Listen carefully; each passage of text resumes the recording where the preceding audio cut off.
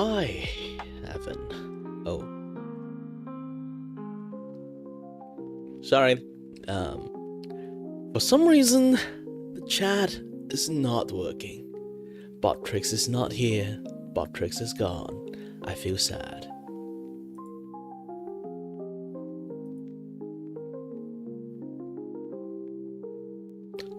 I have to hold on a bit. Hold on a little bit.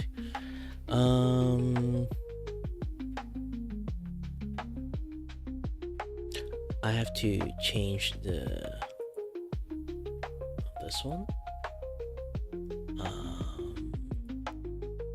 Was it? Don't tell me I accidentally closed it. No. Okay, I need to change the thumbnail for my stream.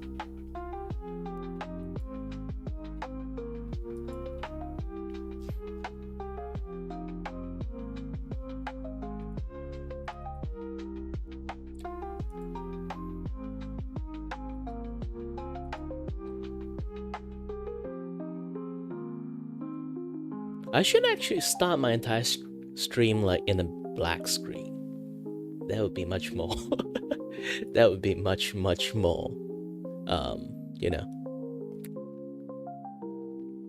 better. Let me move on a little bit. I might not be able to see it in chat in the first place, so I'll just go for a bigger screen, I guess.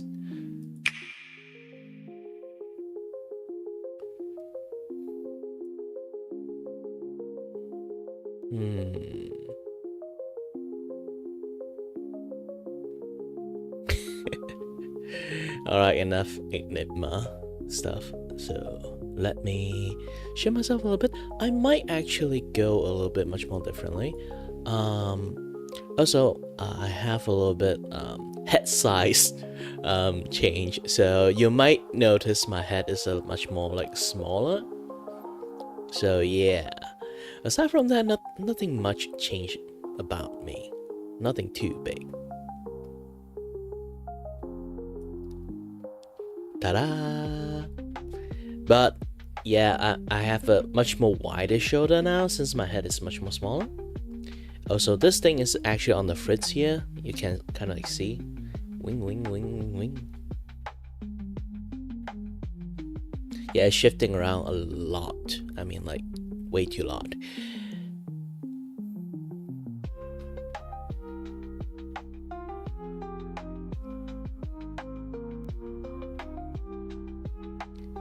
And yeah, this time I can proudly show you guys all side of my like full body list, because back in the days I don't actually show my full body because due to some design issues, looks like I wet my pants, so I usually don't show my the lower part of the body that much. So, ta-da! I have a Kamen Rider like belt. I really like the design that I made, but it's not really like highly you know, I'm still not the best like live 2D artist, even though I'm the one who create all this thing. It's going to be a little bit much more time for me to use to.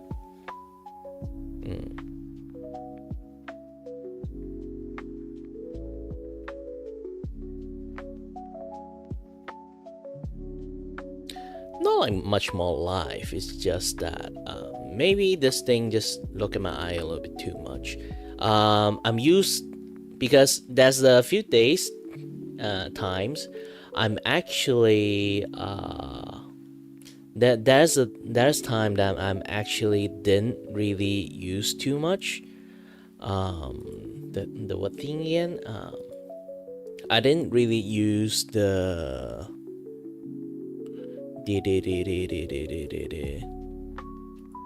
thingy. Hold on a bit. Ooh, I realized my thingy is not working.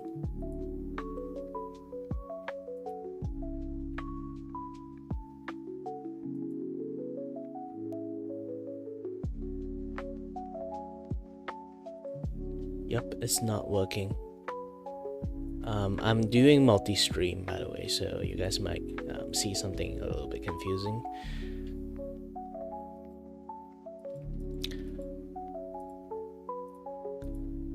but that multi-stream I'm doing is not working. I'm going to use my older one, the backup, so people have been seeing empty void for quite a while. But yeah. Now we're here. So, hello, and welcome everyone. My name is Kiray and I am your host and your void with a voice. And welcome to my anniversaries of being a streamer and a VTuber. And also my first outfit debuted. I haven't switched my outfit for an entire year, and then I've been wearing the same clothes for an entire year. It's time to switch to another clothes that I will be wearing for the entire year again. Yes.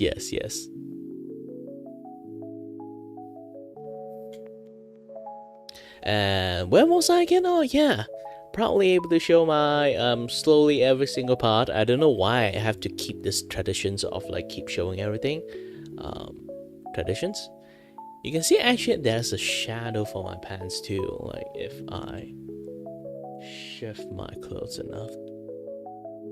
Thankfully, I don't really have like a lot of things to show, and I have this very fake brand shoe. A very big fake brand shoes actually. If some degenerate they want to see like feet pic, sorry, there's no feet pic for you guys. Oh, seems like some of the alert is working. Well,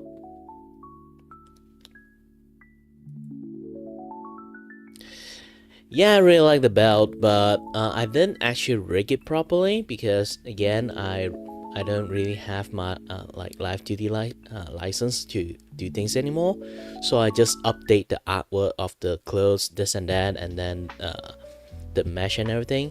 Since the belt is a new item, so it just didn't functions properly. So yeah, I just tossed it into like some part of the rig so it kind of moves. That's all. And yeah, I used to have like a very big belt situation going on there. That is my Final Fantasy phase, so I'm going a little bit too much. And the shoe I have here is technically my Kingdom Heart phase that have big ass shoes, and even now I still personally like big ass shoes. It's just that it's not very feasible for actual person to wear. Like imagine like this, like if anyone play Kingdom Heart, they actually understand this one point. It's actually like if you wear a shoe and then the shoe need to wear another shoe. That's just how big that shoe size is. Okay, this is already my maximum like shoe size. It's not like I have very big feet. It's just this shoes are really big. Okay.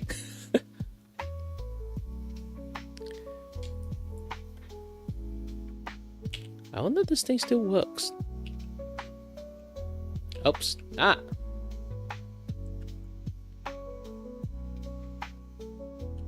Well, partially still works. Yeah, lots of my command got busted from like transferring some more things.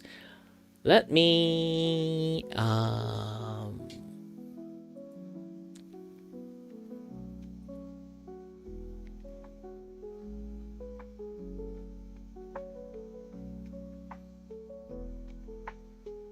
let me give you guys a looky look. It's weird that yeah, like the chat system still doesn't really work properly, sadly. So I'm just going to read like in some empty space.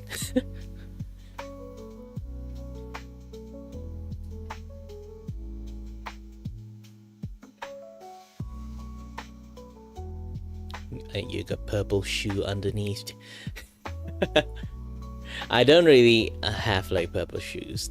That's the thing, like a lot of people might assume that I like green a lot. Green is just my second favorite color. Red is my favorite color. Not blood, red.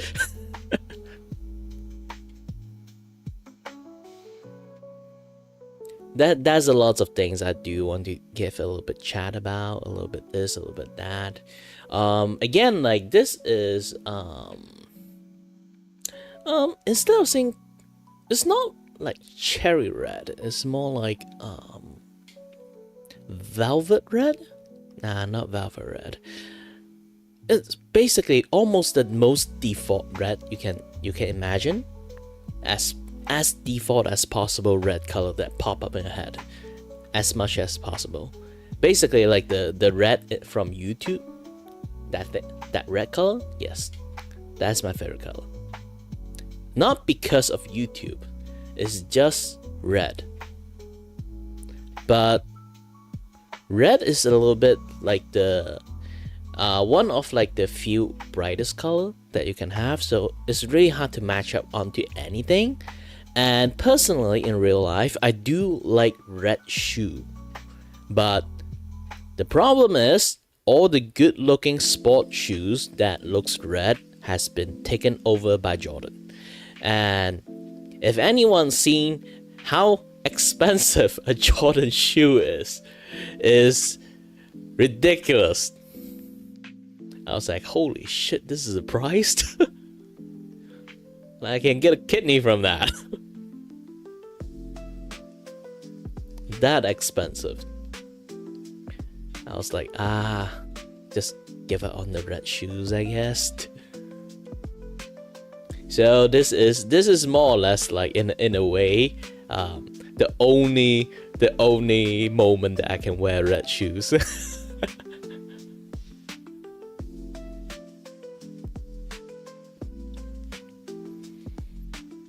But yeah.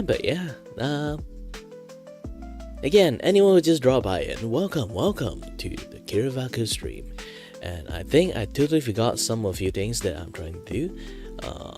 Let me take a look first.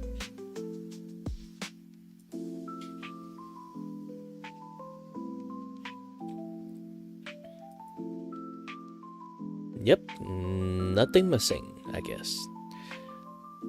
Almost.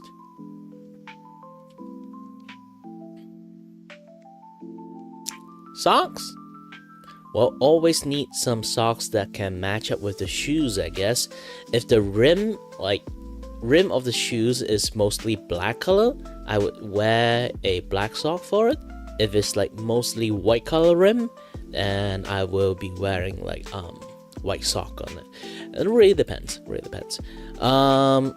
As you already can see, like if you have like a really bright primary color, or like you guys already can see in my clothes, have a very bright, technically green.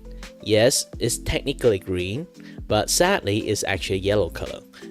In the dictionary, in the color dictionary, this color, like this really bright neon green I have with me, is considered yellow. But either way, forget about that. When it comes to like really bright colors, it's usually a no color for quite a lot of things. So when it comes to like color ratio, if you really want them, you only can have like a certain percentage of color ratio in that. It's like 10% purple, and then 40% white, and then like 45% black, and then like this one like 5%, or maybe it doesn't even close to being 5%. It's more like 3% of this like neon green colors. So yeah. Oh, I got no ears. Of course I got no ears. I don't really have ears in the first place. I don't even have a face, to be honest. This face is more or less prosthetic. Technically not even prosthetic. It's basically just the empty shell that this ring thingy created for me. And with that, they put makeup on me. They already put a prosthetic nose and fake eye on me, and then like fake mouth and teeth. they don't really have the additional money to put in ears anymore because makeup is very expensive. This is why they have, like, if you look closely, underneath my neck, they didn't even fully cover it.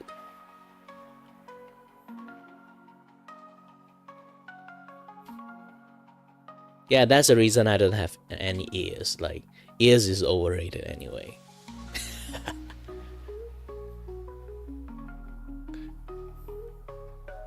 Yes, I haven't delved into my debut lore yet. I still have quite a few things I really need to do. I definitely did not prepared my hold on a bit, I need to pull that thing out. I definitely did not prepared my debut resume yet.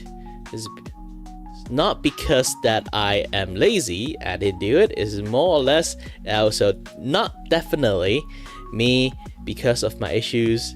I've been procrastinated a little bit too much and then end up then finish my gosh dang work. There's so many things to draw. There's just so many things to draw. I don't have time to finish everything. So I turned this into my thingy. Into like a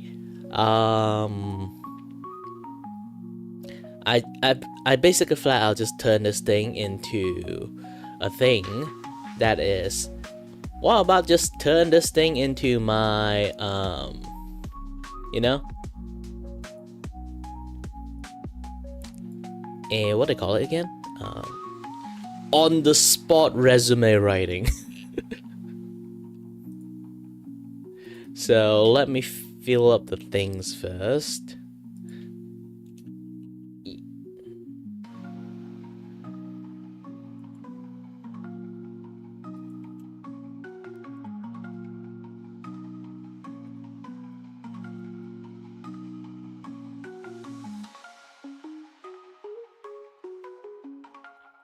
Okay.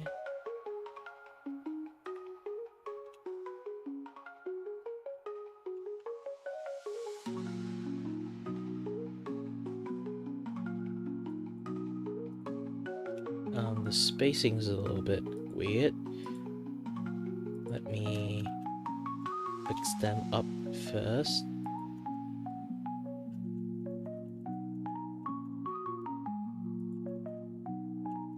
You know what? I should show it to you guys. Artista Cafe we go.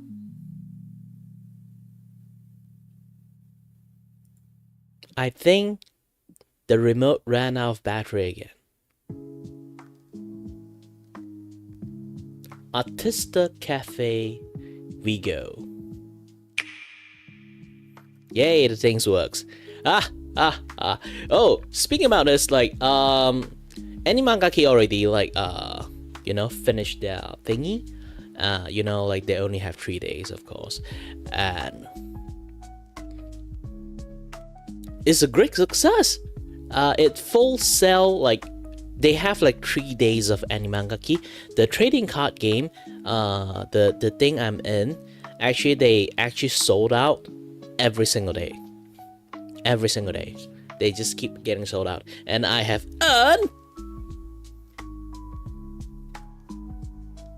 $18. Not USD, just ringgit. From the royalty fee. Yep, nobody used my code. Sadly. But long as it's a great success, it's just going to be very good. It's already good for me. For some reason, why my lips is like, yep, it kind of like, I don't know what, it's like glitching out. It's not 18.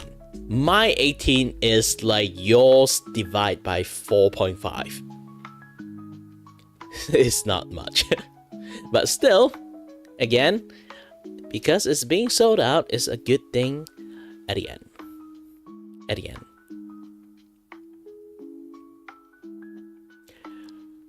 Hi there, Spartan. Again, like, What's with bot tricks?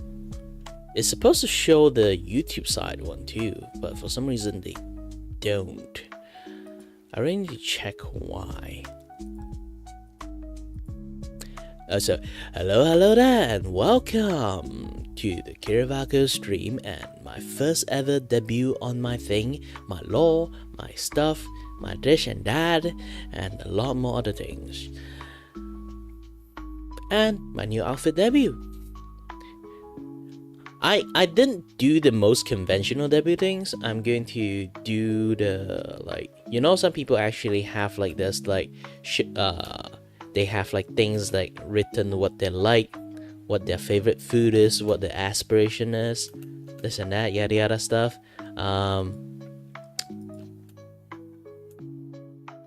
I didn't get that done yet because I was too busy trying to draw everything. Hold on a bit.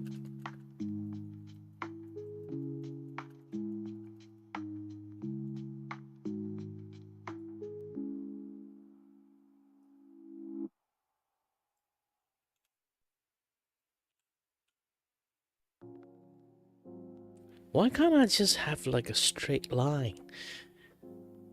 Oh yeah, you guys can't see it yet. Projector on. Projector on.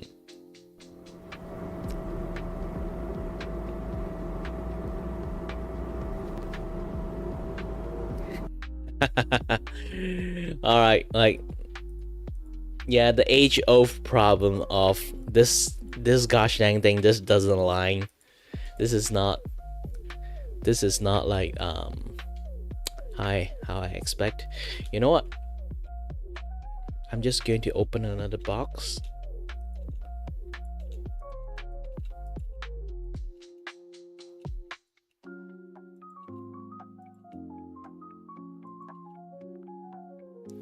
Let's open another text box.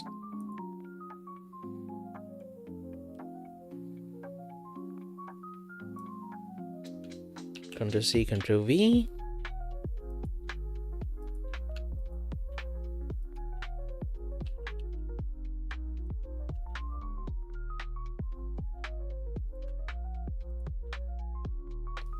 I'm smart.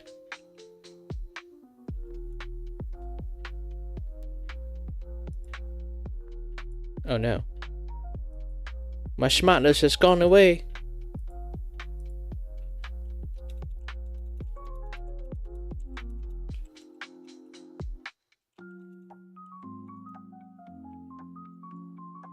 No.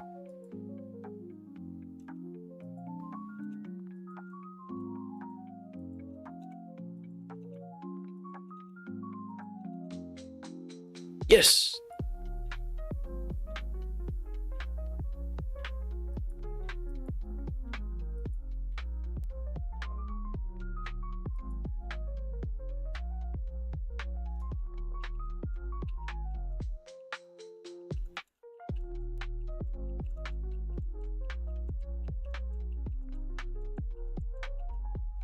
Oops.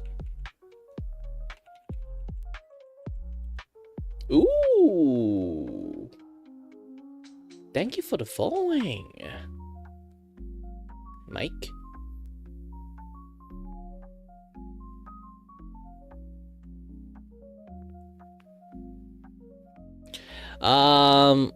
Well, like you're already seen, like my main streaming channel is my YouTube's, not the Twitch. So I might guide people to my YouTube, but I won't guide people to the Twitch. It's like a secret compartment. But either way, welcome. Hold on a bit. Where was I again? Oh, yes, here.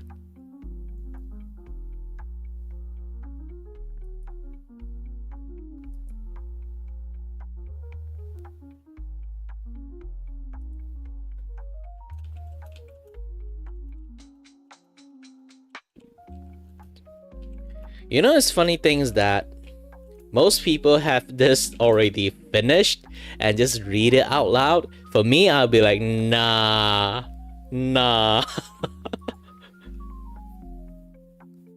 I'm going to do this stuff live. It's the complete opposite. And oh yeah, like I have to fix this. Like I've been trying to fix it, but it seems like almost impossible to do it. Let me take a look again. Let's go to bot tricks. Bot tricks, not alert. Ooh. Profile, yes. Yeah, my profile is correct, but for some reasons, Botrix doesn't really read any YouTube chat again. So I think it's YouTube update something, so Botrix cannot show YouTube chat. I feel sad.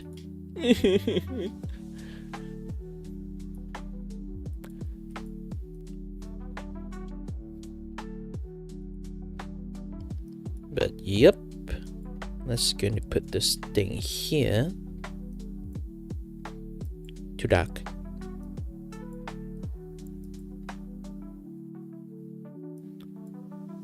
Let's go a little bit color ease for the eyes. Yes.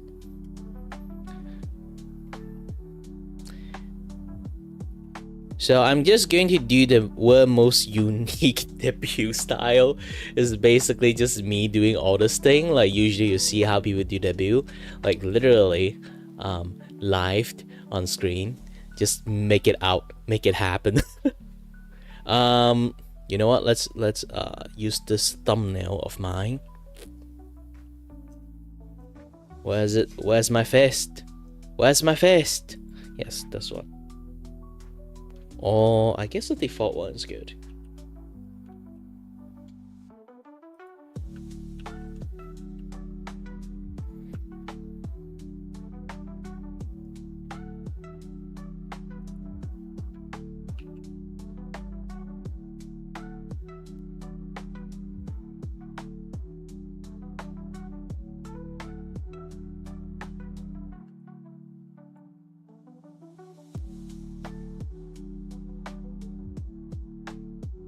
Yep, have myself here. Done.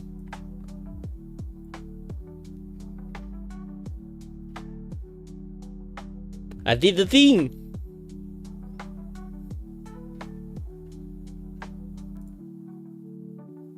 Hold on. Even though I did the thing, I can't read a thing.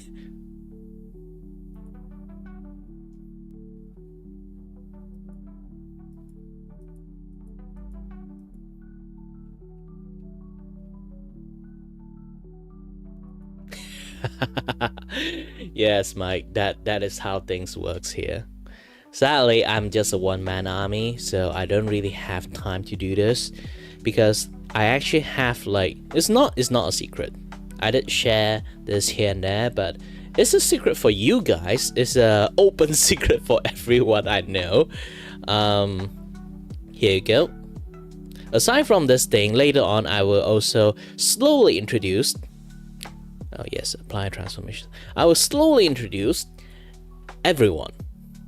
Everyone meet the chat, and then chat meet everyone.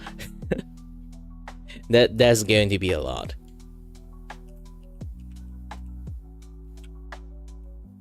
So I've been drawing everyone.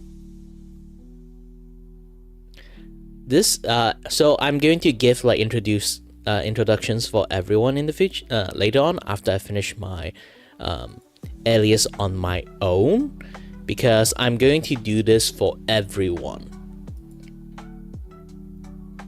live. Of course, they don't really have like this bottom part one, so they got like free from that, but still generally everything is still kind of look like that.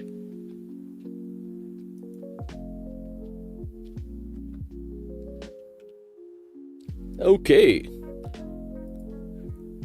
let's not dilly-dally and start our job as being a VTuber that tries his best to do everything possible with one person manpower. Sadly, here's the thing. here's the thing. We all here is in the second dimensions. We can't do anything in real life, in your life, in your dimensions. So we hired a technically, not really sure, we'll call him an intern or our voice actors, but he is a multi-talent guy. Aside from voicing me, he also do all the artwork, he also do all the promotion stuff, he also do all our socials. He basically is a super manager in the 3D land. But, again, we only can communicate with one person, and that is him only. We did consider hired actual intern to help us, but sadly, I work in a studio, and that studio don't really have budgets, so we cannot pay this man.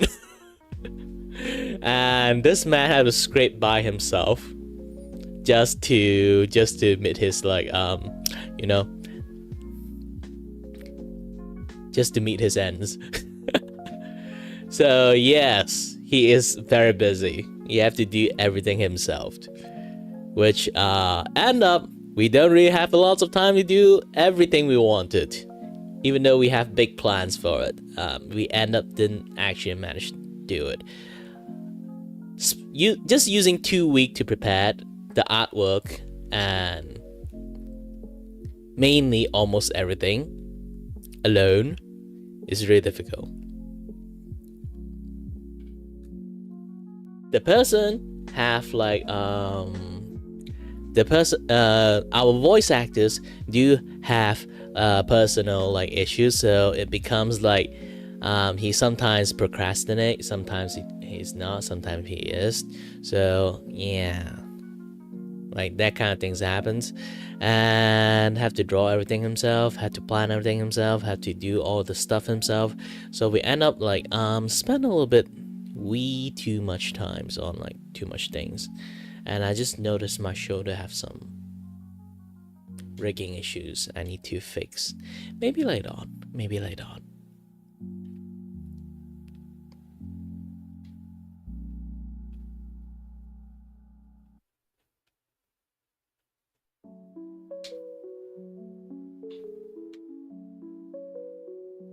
That can be a free intern for music. Well, Mike, it's fine. We didn't hire free intern. We even though we do not have concept of money, but we do understand the concept of money in like the 3D world. Especially when it comes to artists, doing free work is a big no-no. But either way, let's continue. Of course, name is going to be very glaringly obvious.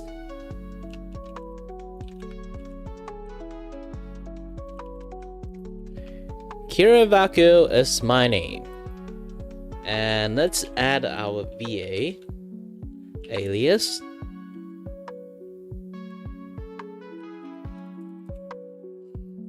So if you guys ever really want to address the VA personally instead of me, you guys can actually type his aliases. Then we would know which one is doing the answering, of course. We do sign a contract that when it comes to live, you can't really control like not everyone can sort of like wear a mask 24/7. So we decided on a compromise. Is basically they just have to do 20% of me, and then the rest of the 80% he still can be himself, because we do cross over a lot when it comes to personalities.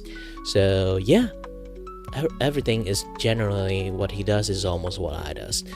And there's another thing. the secondary part of the contract is like, aside from the streaming part, is actually an additional contract we sign it afterward. The first part of the contract is actually when it comes to like video format, of course he have to be in very like characters, be very in characters. For me and for being me and like the other stuff, you know.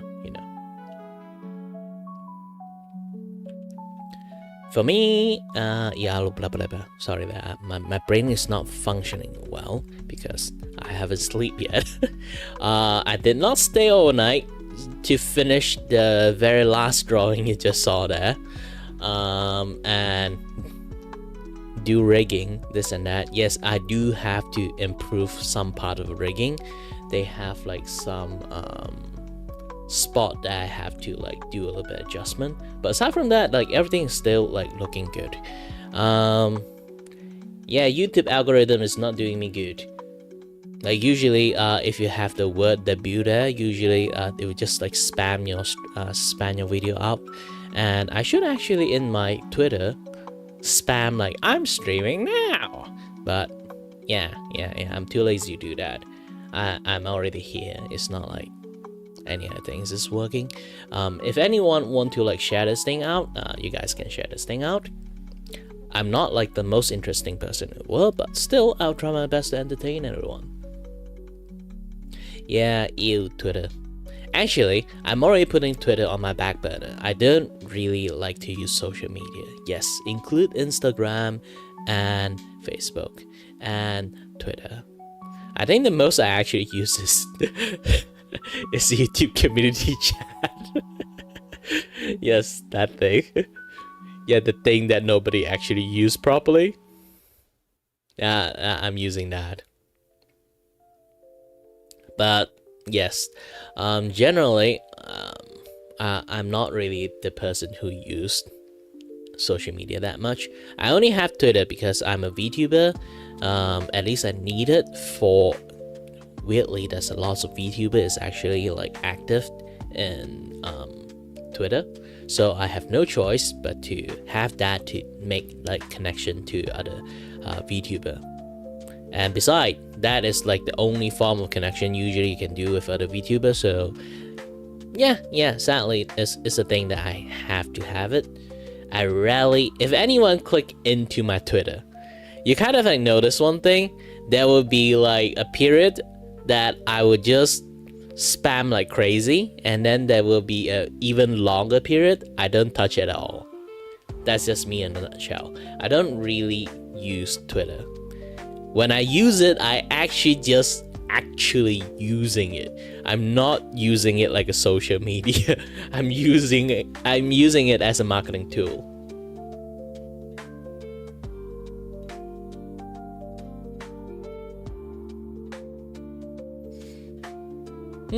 I wonder, is it because I wrote a date in there and then they see like, oh, it's almost close.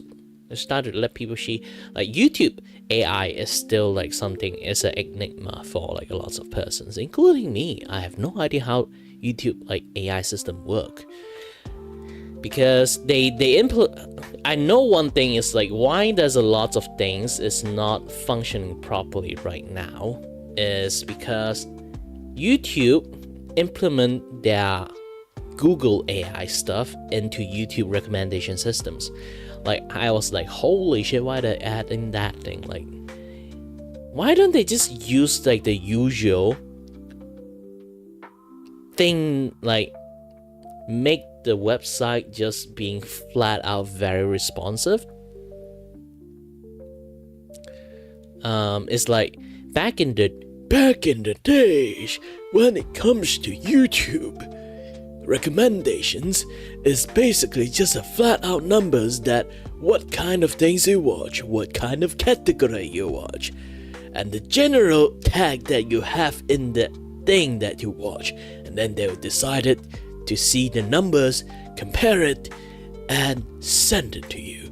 But for some reasons, they decided to say, fuck it. Let's add AI and algorithm into it and let them do the random judgment. And then here you go.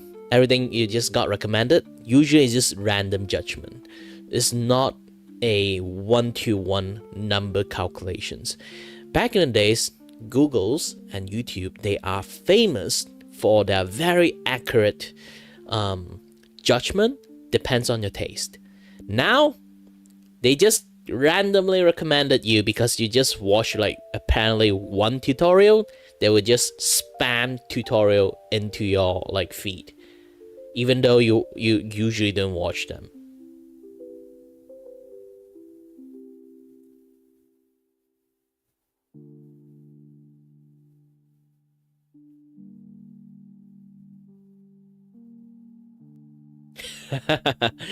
Yeah.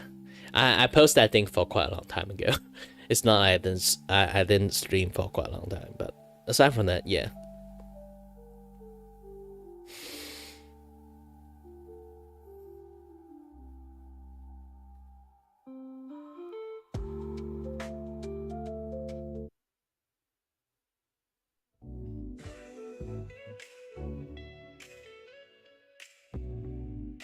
Because nowadays, the algorithm do not just technically the algorithm itself is a version of AI.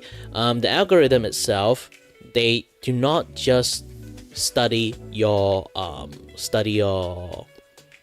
watching habit. They also study your typing habit. Basically, the stuff you type in comment sections or in your search or in your chat. Maybe you just like in this stream you joke a lot about fanboy for some reasons, and then afterward your stream will just like strangely just keep showing like fanboy stuff. This is basically YouTube never closes eyes. It will always staring at every single corner of your life. So again, never type sus stuff, because if you do that, you're just going to get a lot of sus. It's not like I'm not gonna let you guys because of like personal virtue thingy, or like I'm just a say-so person. I don't want people to type those kind of things. I'm fine with it. I'm actually a say-so person who is very, very understandable. Because I know I'm the kind of person that know a little bit too much too, but I'm still remain say-so. But still, I will let people like have their own opinion, like have like a lot of like other things that they want to talk about, unless they go across the line, and then I have to at least like tone them off a little bit. Aside from that, I really don't like moderations.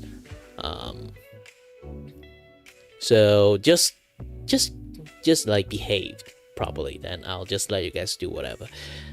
But yeah, it's also because of that, sometimes you guys type some weird stuff and then the YouTube algorithm just say, oh, this person must be like that, and then they will just like recommend you the most weirdest stuff possible that YouTube can offer. And trust me, sometimes YouTube do not offer good stuff. For me, I'm not sure why.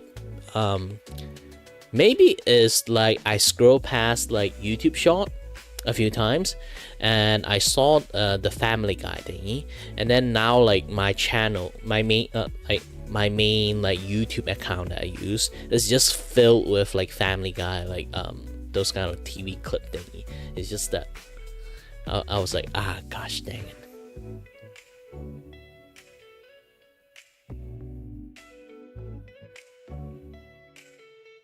Yeah, I don't really like how the algorithm work nowadays. Back in the days, it's still at the end. We are at the mercy of being lucky or not that my stream is going to recommend it by YouTube or not. Because here's the thing, reality check. YouTube don't actually not stop functioning properly. It's more like they just got way too many people like trying to become the best YouTuber in the world, or just trying to I really hate to say this, but it's more like a YouTuber wannabe. Or like the streamer wannabe, just want to be famous.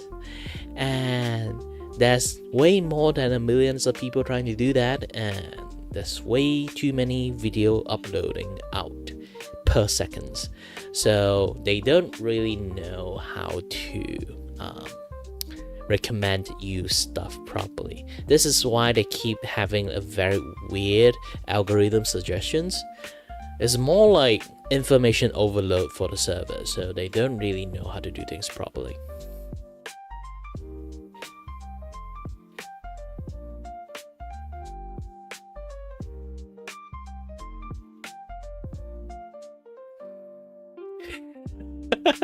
What's a southern billionaire's mom?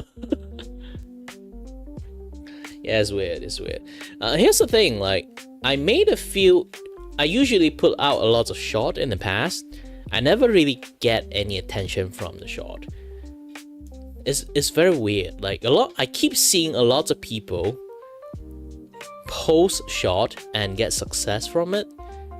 Even, like, how should I say? Even the less creative one. And they still get success from it. Maybe it's because like I didn't try hard enough, but still also at the same time, every single time I post a short, it's basically only like 12 people watch it. Like some people just randomly post one short for flash that would get like 100 views. And for me it's just 20, 30, 40, the highest. I did get 1k-ish back in the days, but it's just 1k-ish. It's not too much.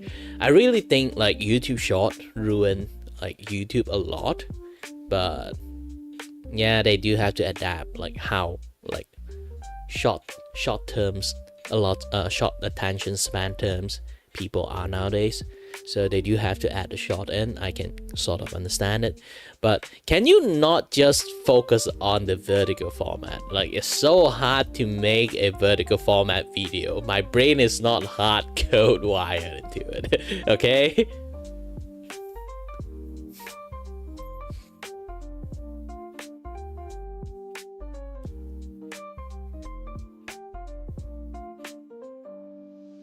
For me, it's different. They just keep showing me hoof, like cow hoof, like trimming and stuff. I was like, gosh dang it.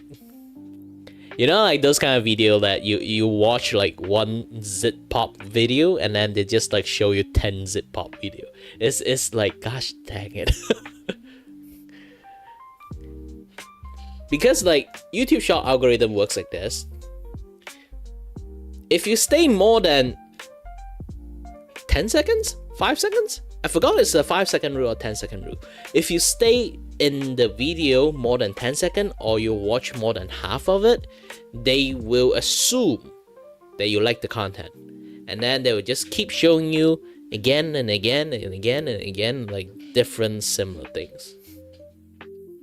And they are very good at that. Like,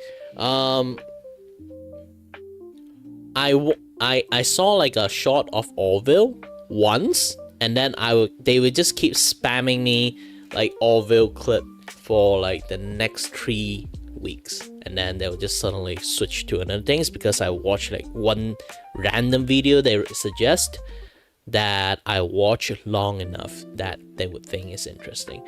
This is why I would say like why like YouTube shorts like ruin YouTube, because they actually legitly switch how the algorithm work, even on the longer form video. Like I say, you have to watch half of them to actually get recommended on the same-ish thing.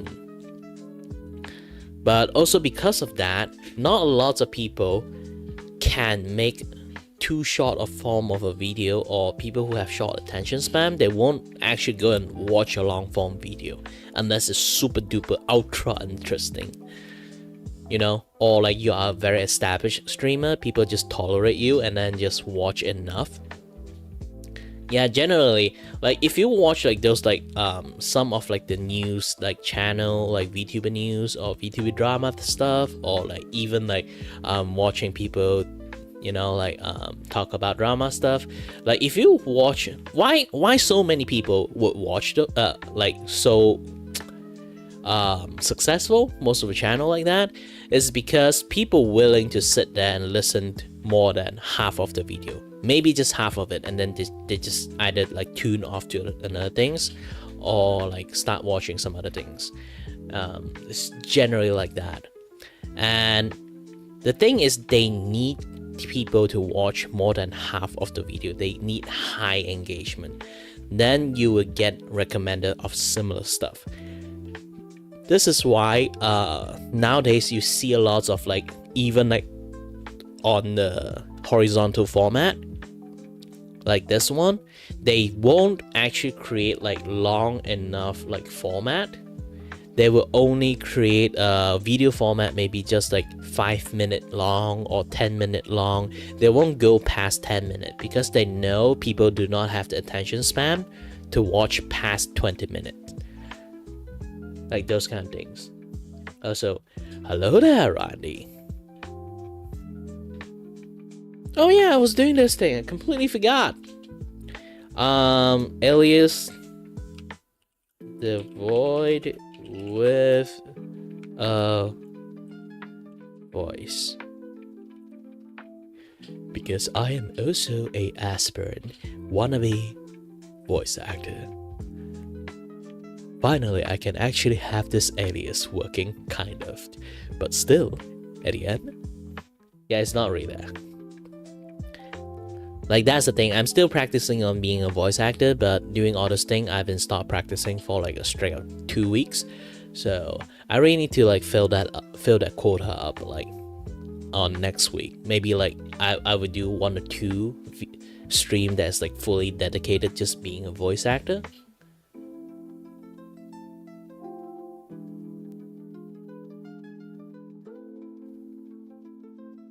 General Kenobi. Hello there.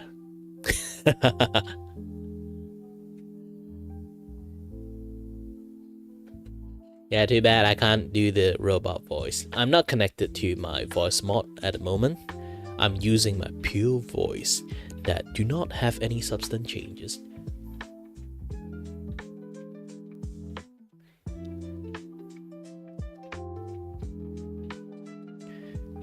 Yeah, that's the thing. Every single time I sort of like create a clip for, or even like, you know, off clip that you guys didn't even know it exists, and I send it to your friends that also works in the voice acting industries. They keep telling me one very, very important thing. Use your diaphragm to talk, not your vocal cord. I think they kind of like good enough to know that I'm actually just changing my voice instead of using my diaphragm to talk like this one. Because here's the thing, like, you have to adjust and control your diaphragm a lot when you're trying to talk. So if you don't do that, you might have some short breath or like some voice crack issues. So if you keep like straining your voice, it's not going to be helping your voice a lot. And I've been controlling my diaphragm to talk lately, and then I realized that, holy shit, this is my actual voice if I actually use my diaphragm to talk. Here's the thing, I have a habit of squeezing my vocal cord. And this is what you actually hear me when I trying to like squeeze my vocal cord and just keep talking like I used to talk to. That I never really stress my like diaphragm a lot when I talk. So this particular voice you hear is not actually my original voice, because I let you guys know a little bit of my past. I actually used to be a singer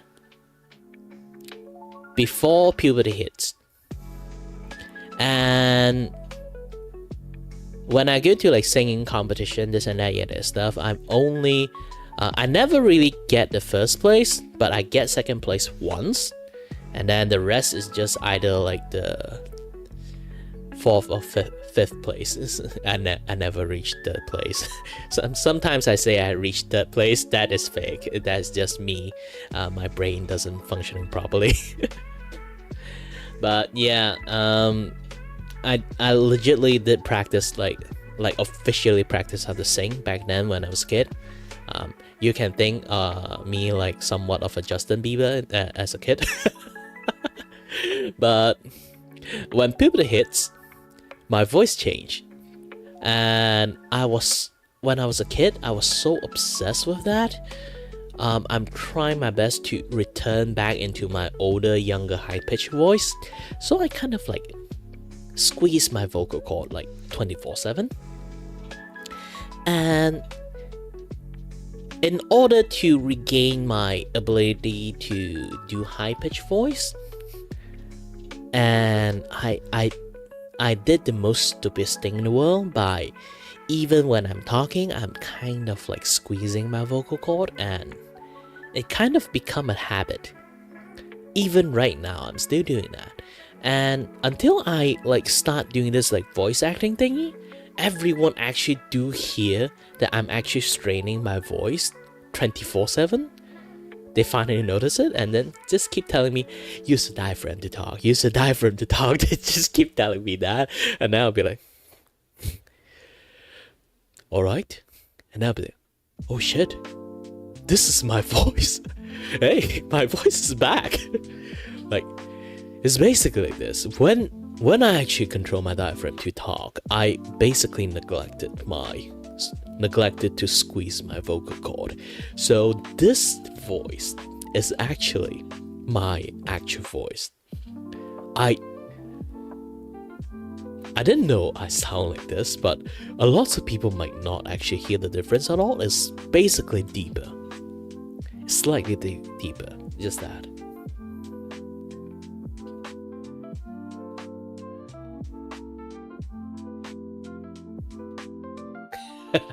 Nightingale. Nah, not voice review. This is more or less my actual voice. I never hear my actual voice for quite a long time, so I'm not really familiar with my actual voice neither, because this voice is very unfamiliar for me. It doesn't sound like me. Because here's the thing, like this voice that you're listening right now is even in real life. I've been actually using this voice 24/7, non-stop. Basically, I'm just squeezing my vocal cord 24/7. Until I actually use this, then I learned that. I was like, wow, actually, yeah, like there's a lot of time some people can't actually hear me right, and if I do this, I have a much more clearer voice. Now I understand why my friends, like the voice acting friend of mine, he keep telling me that use my diaphragm. And then I realized that, oh, this is what you mean, use your diaphragm. Because I have no awareness that I've been squeezing my voice, because again, I've been doing this for a very long time, and I kind of like forgot how to talk properly. And this is, kind of like finally like unlocking my full potentials of actually speak like a normal person. But yeah. But since I haven't used my diaphragm to talk for quite a long time, I kind of like will run out of breath when I actually use my diaphragm to talk, because I need to breathe in and out, and my nose is clogged 24/7. Actually, I arranged like a ENT like doctor visit that usually it's just like do check up on my ears, but I do let them know about my nose issues. They actually got notified of it. They did ask me, do I want to get like a surgery on it to open up my nose, which I really wanted to, because I really can't breathe. I really need to breathe in with my mouth, because my nose is completely clogged. I cannot suck in any air at all. Even if I do, I need to like those kind of thing. Like I have to like do like a very like big breathe in motions just to breathe in with my nose. It's very difficult. And also, hi there, Soggy. Yeah, sorry that my voice suddenly sounds a little bit one of my friend, because I tried to practice more using my diaphragm to talk, one of my friends asked me like, why are you trying to be sexy? And I was like, I'm not trying to be sexy. This is my actual voice. I just recently discovered that I actually sound like this.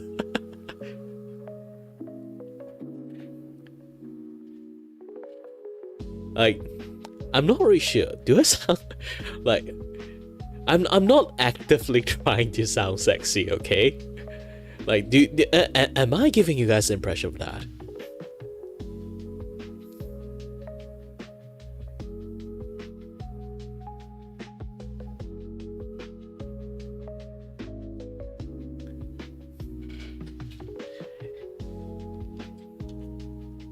Funny thing is, like, some people would think like since I do like online content and Vtubing, like a lot of people not exactly fake their voice because they have to be in character, so they actually like have a little bit voice tone change when it comes to like doing Vtubing to match up their their model. And when they actually use their voice, and then they'll be like, voice reviewed. For me, it's more like, I didn't know I have this voice until recently. And this is my default voice. I've been using the voice that you guys normally listen to this. I'm basically using this voice. Using the voice that you guys normally hear. Even in my real life, I didn't change my voice at all. I didn't try to review any voice. I legitimately do not know my normal voice sounds like anymore until I try to use my diaphragm to talk. And then I'll be like, oh, holy heck, this is how I talk? Oh, hello there. Like, yeah, I'm a little bit out of breath also. I have to drink some water. Hydrate, everyone. Hydrate.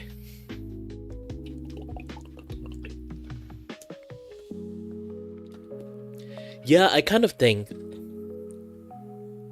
I would give you guys a little bit of the history of this thing. I can show you guys that my hobby from this thing. Hobby is hobby. Sorry, my brain. So, just going to take a look. I guess take a look at this. So my hobby is obviously drawing,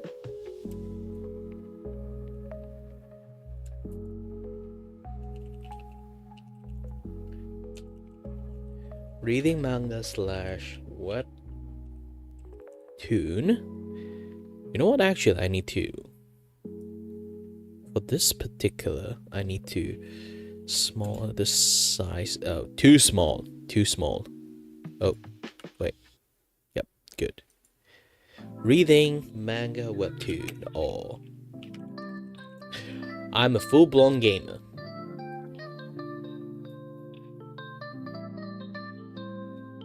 Hi there, Gabriel.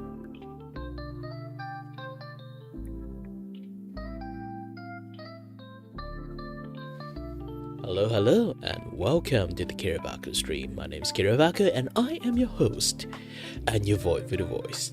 Here's to entertain you. Aside from that, today is my anniversary, and my debut. Sorry, I hit something. And yes, I normally move my arms when I'm talking. This is why, personally, my personal wish, I will one day get a 3D model. That is my own personal wish. Because again, I'm the kind of person who talk with his hand, and a lot of like hand movement. You know, I just swung my hand or like do anything when I talk, like those kind of like hand flailing. Maybe you guys met like such friends yourself.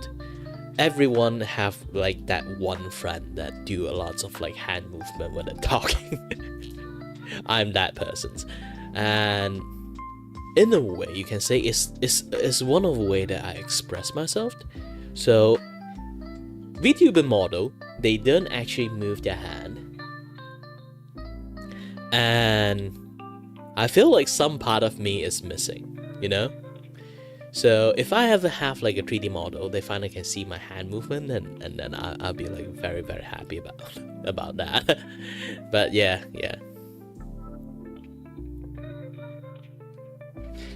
Well, Italian is like a little bit different, I guess. Like my hand movement is more like very me.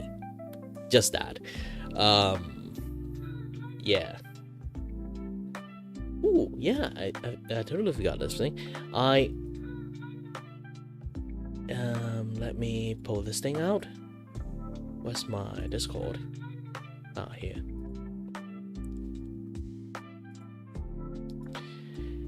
You guys know that when I talk about my ears medical conditions, it's like very complex things, and the doctors suspect I kind of like have ADHD and this thing at the same time, and it's very hard to judge like what kind of condition I have, and also they do not have enough resources to have a doctor take a look at me, so that they end up like, you know what, if you really want to get tested for like ADHD thing, our observation only able to start like next year and half, and then I was like, is my ADHD killing me?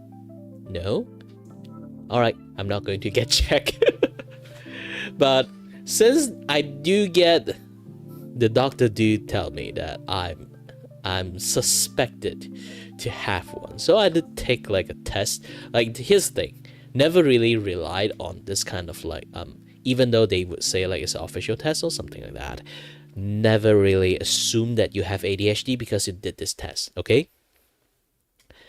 Because there is so many people who just a little bit caffeinated and then think they are ADHD, and then they just went to doctors and keep checking they have it or not, which fill up a lot of gaps, and they wasted so much doctors' time and resources that people like me who actually suspect to actually have one by the doctor, not by myself. I don't drink coffee and stuff. I don't drink caffeinated drinks. So if they suspect me kind of have it, they legitimately think I have it. But they can't really diagnose me to have one. So they can't so I still officially don't actually know I have it or not. This is why at least I did this test, just to see if I really have one, what kind of level I am, because ADHD is a spectrum and is a very how would you say it? It have a varied of degree of stuff. So even I show you this chart, medically, I'm going to let you guys know this thing. Do not believe this thing a little bit too much. Even you think like, oh, it's just like me. Don't try to think about that. Only doctors can tell you what is wrong with you, you know?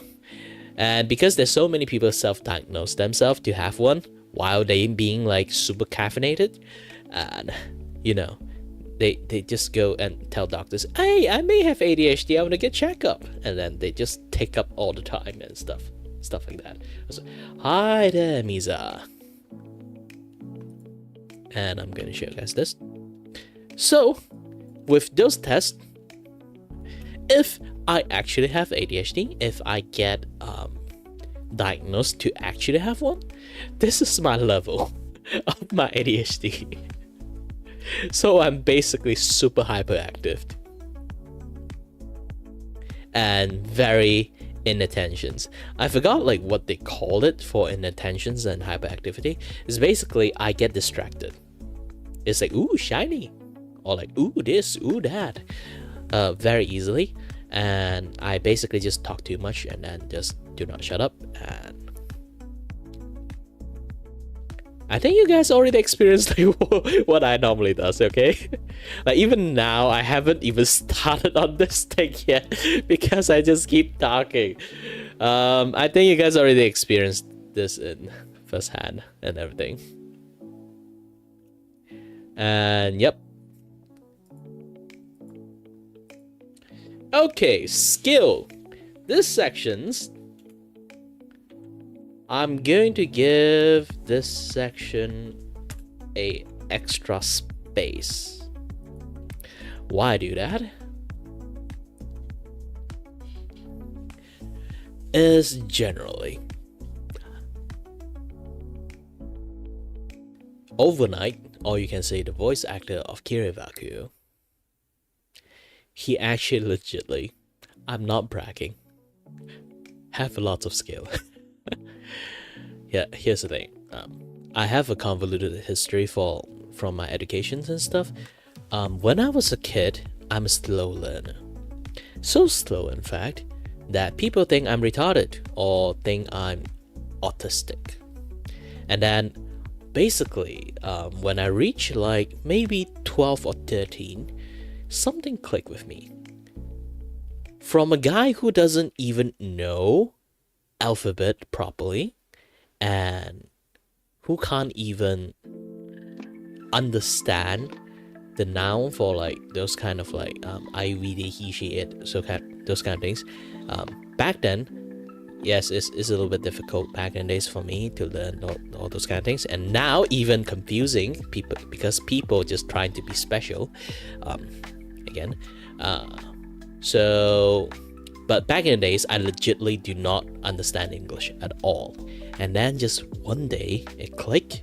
And so does with a lot of other things that I learned so far, it just suddenly clicked. And then from a guy who basically hand in blank paper in exam and suddenly know all the answer.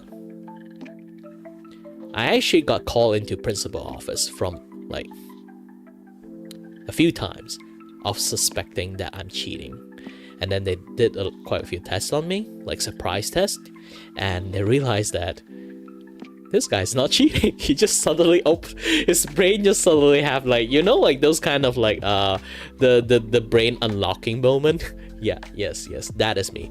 It's basically when I was a kid, I'm practically like those kind of very mindless kid that you just ask him or tell him anything, they'll be like, huh?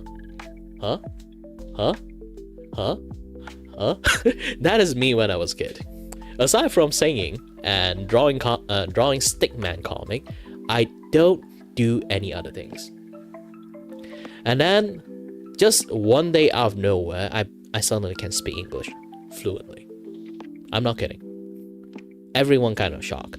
And I never really learned English properly. Like everything I have like all on my like exam thingy, all the grades I have is basically either fail or because I didn't write anything in there.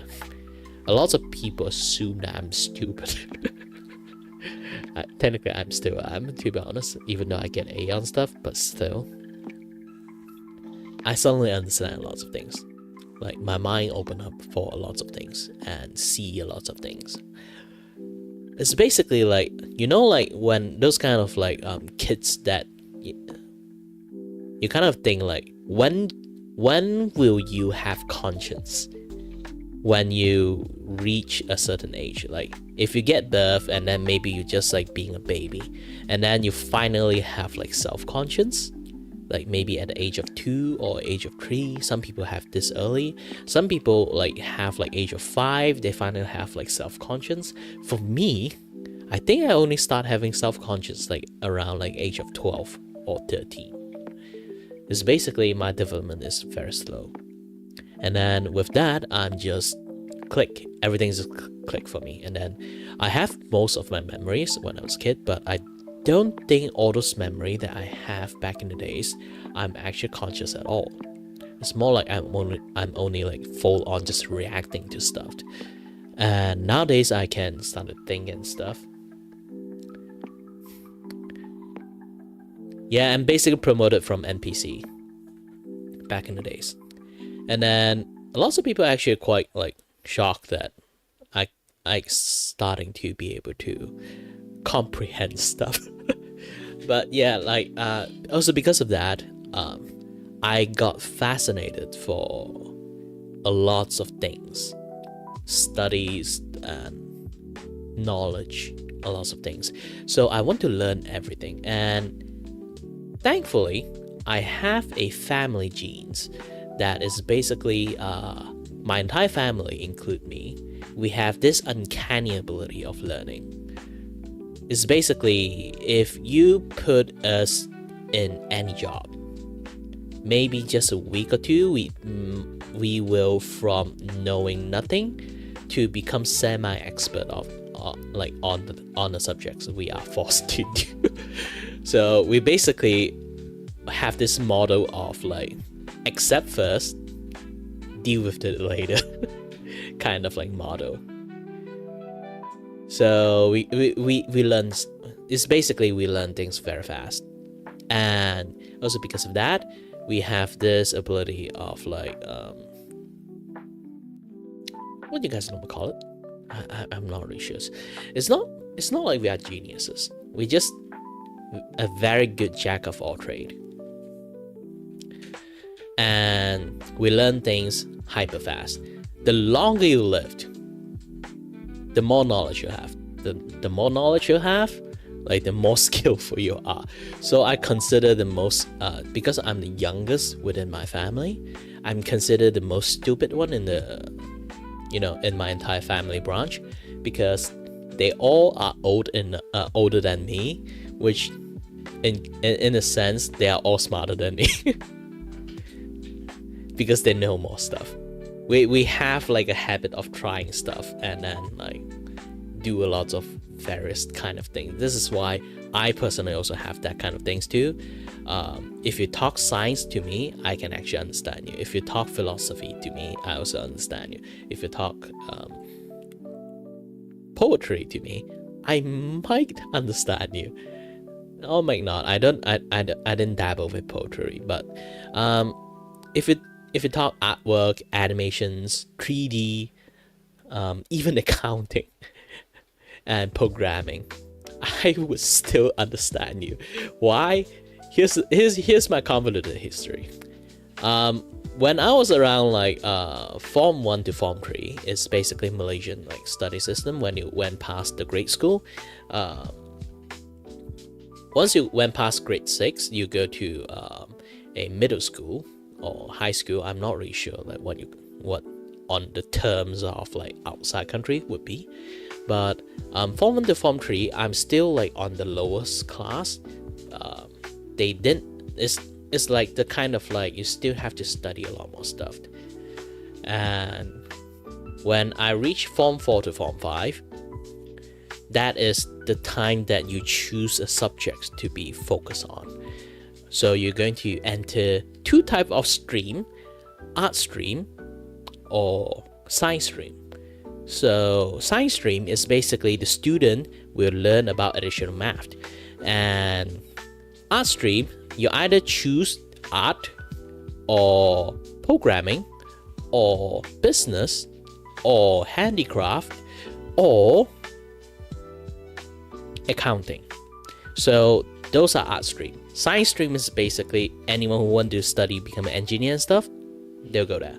They study art math, they study the physics, chemistry, and biology, while other class, all the art stream class do not have that access. Only the accounting class have additional math only. And because I was stuck in the lowest class back in the days when I was like Form 1 to Form 3, I never being able to access to like the higher realm of the class, because no matter like how high my mark is, my school back then is very prejudiced. But yeah, I was always like in the lowest class, so I never really end up on the high end class.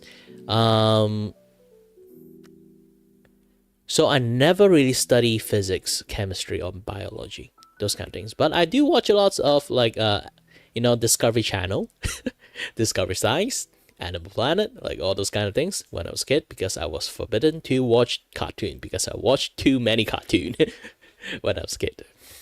So I only able to watch like those channel because fishes. I was like doing channel scrolling. I see, ooh, fish, and I just keep watching those games, and I become very good at science because of that. But either way, Yeah, and I was stuck in a very special type of like class when I was like form 4 to form 5, when you have to select a subject. You can't select yourself. The school choose it for you. Oh, hi there, Destiny. So the school choose it for you. And when it comes to like this kind of thingy, you know, I enter a class that is specialized on IT, ICT, or you can just call it IT, and accounting. At first, I was a little bit interested in accounting because like numbers go fly. It's very like the easy version of math, to be honest. Accounting is actually kind of like a little bit easy. So I get quite high of a mark back in the days without breaking a sweat because it's just tally the numbers. It's just busy work. It's easy math. And I've been doing great with that until I got bored. And then I just had in blank paper because of that. And I also do a lot of like IT stuff, learning a lot of IT things when I was a kid. So IT class is fine for me. And then the only things I ignore is the business class.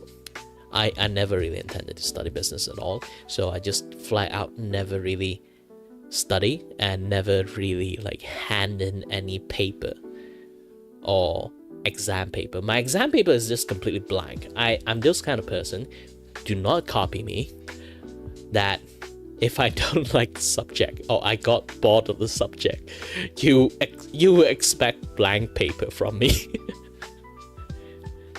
I have that habit, I think. Even nowadays, I think I still like that. But still, again, if I'm actually interested in subjects, you keep seeing A in there, A grade in there. But if I'm not, if I just felt bored or like don't really like it for some reasons, I have no idea why, and I would just hand in blank paper despite knowing the answer. And math, I'm the kind of person who always C at math, just barely passed. And I teach other people math. And they all get A except me. Why? It's because I'm too lazy to calculate.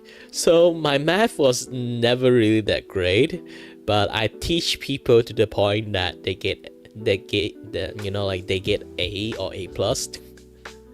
And I personally get a C, sometimes even failing my math because I like on the ABC sections, I'm just, you know what, today I don't feel like it. I'm just going to A B C D A B B D D A C A D A C. And then I just handed the paper that way.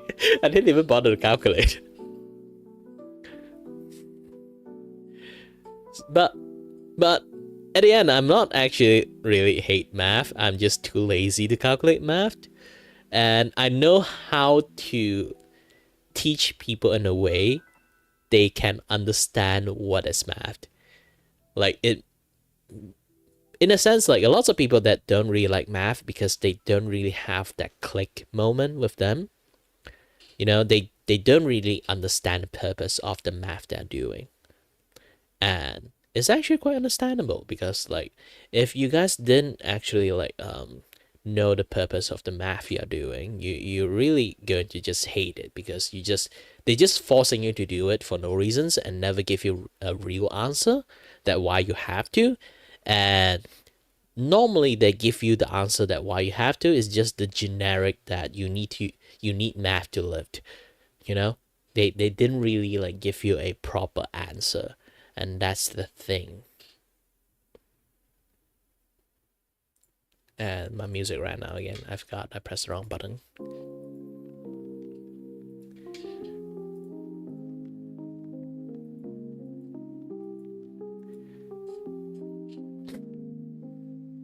But yeah, like maybe I'll make like a special episode.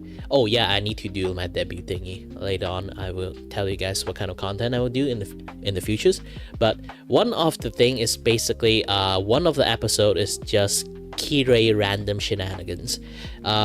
Sometimes in that content, I would do talking about game design that I have like this game ideas that I want to share to people. If any people who have like the ability to make games, they can use that idea, or teach you guys math, or teach you guys something like very interesting fact, this or that thing. I'm not sure like I can be consistent with like weekly episode of that, because you really have to plan things out too, because it's informations and educational. So I need to be well prepared for that thing. And yeah, so at the end, like I'm going to like basically display all the skill I have when it comes to science, when it comes to animations, when it comes to art, when it comes to this, when it comes to that, game design, mechanic design, programming, this and that, like every single possible things. If I can share it and help and somehow give you guys a little bit of tutorial, even the most basic kind, I will try to. Like if you guys like normally watch my stream, you guys already understand that is a particular part of me. And yeah,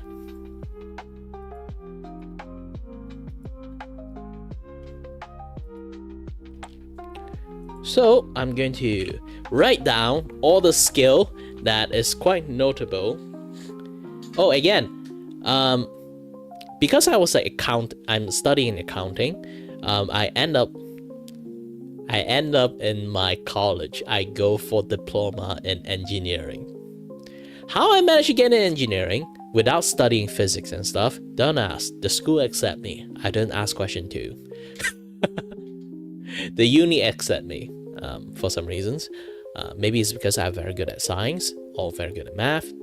Depends. They just let me in. And then I get like 3.0 from doing like my thing. And then like I went to degree, I get 4.0. And then my medical stuff started happening, and then I switch from engineering to 3D animations. So again, because of this history, I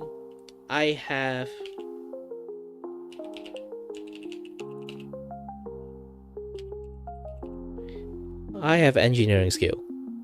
Why do I just type engineering skill? Is because the particular kind of engineering I'm in, actually.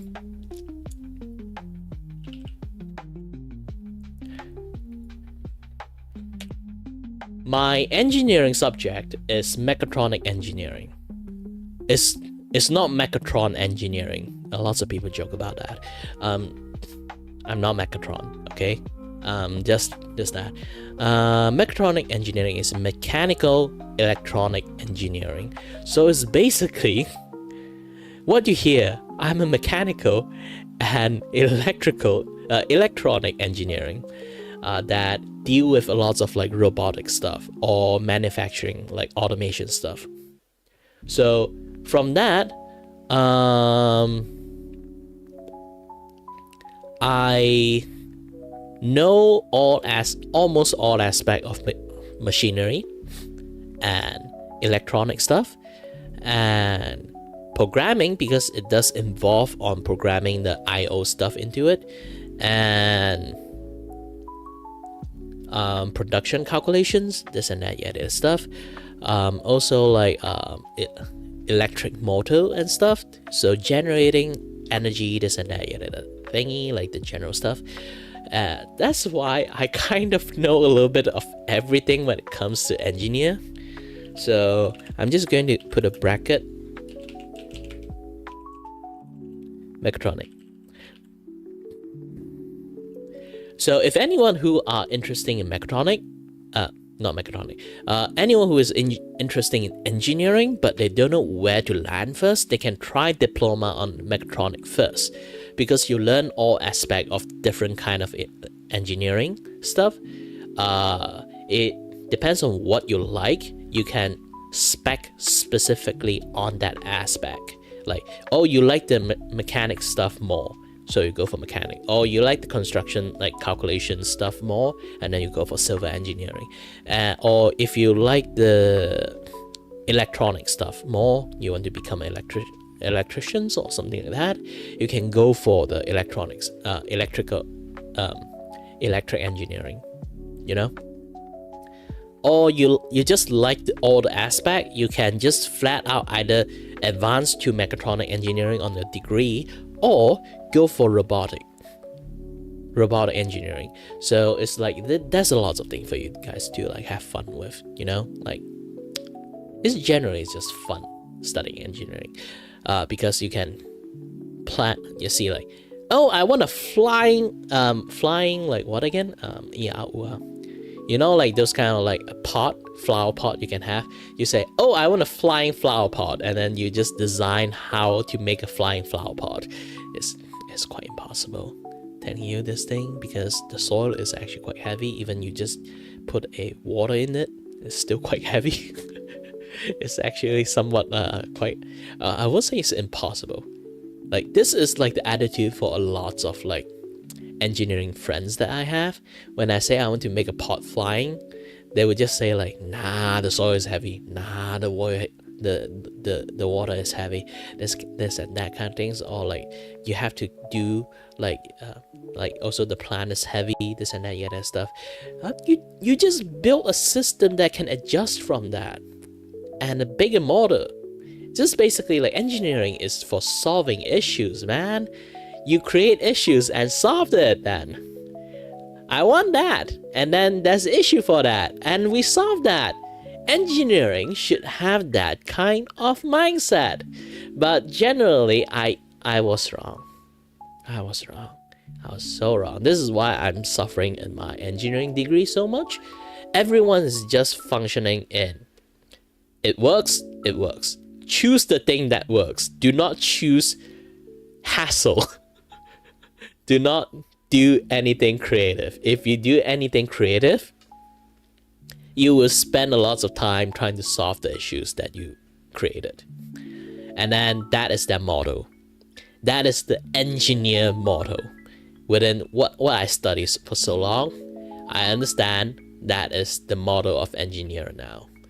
And it sucks. It really sucks. This is basically, if it works, they would just keep on using the same ass thing, and copy and paste it over and over again until they're kind of bored. For me, I'm those kind of like creative persons who want to do creative stuff and then solve the issue from those creativity. It's for like a lot of traditional like engineer. I'm the nightmare. I'm the nightmare that they have. So I always end up like kind of like alone doing all my project, or like they can't keep up, even though they try to take up the challenge. They can't keep up, and then I'll be the one who kind of like have to stay overnight every day. Like sometimes I didn't sleep for like 5 to 6 days just to work on my thing. Because that is why my alias back in the days called overnight. And I think I got brain damage from not sleeping way too much. And then I'll be like, shit. Back then I was thinking it's because of that. I starting to have lots of like medical issues happening to me. So I end up thinking like, holy shit, this is like damaging my health. Like back in the days, I'm actually legitimately quite smart, but now I'm not really sure. If you give me a problem solve, I might be able to solve it, but I'm going to use way more time than how I used to. That is just like who I am now, sadly.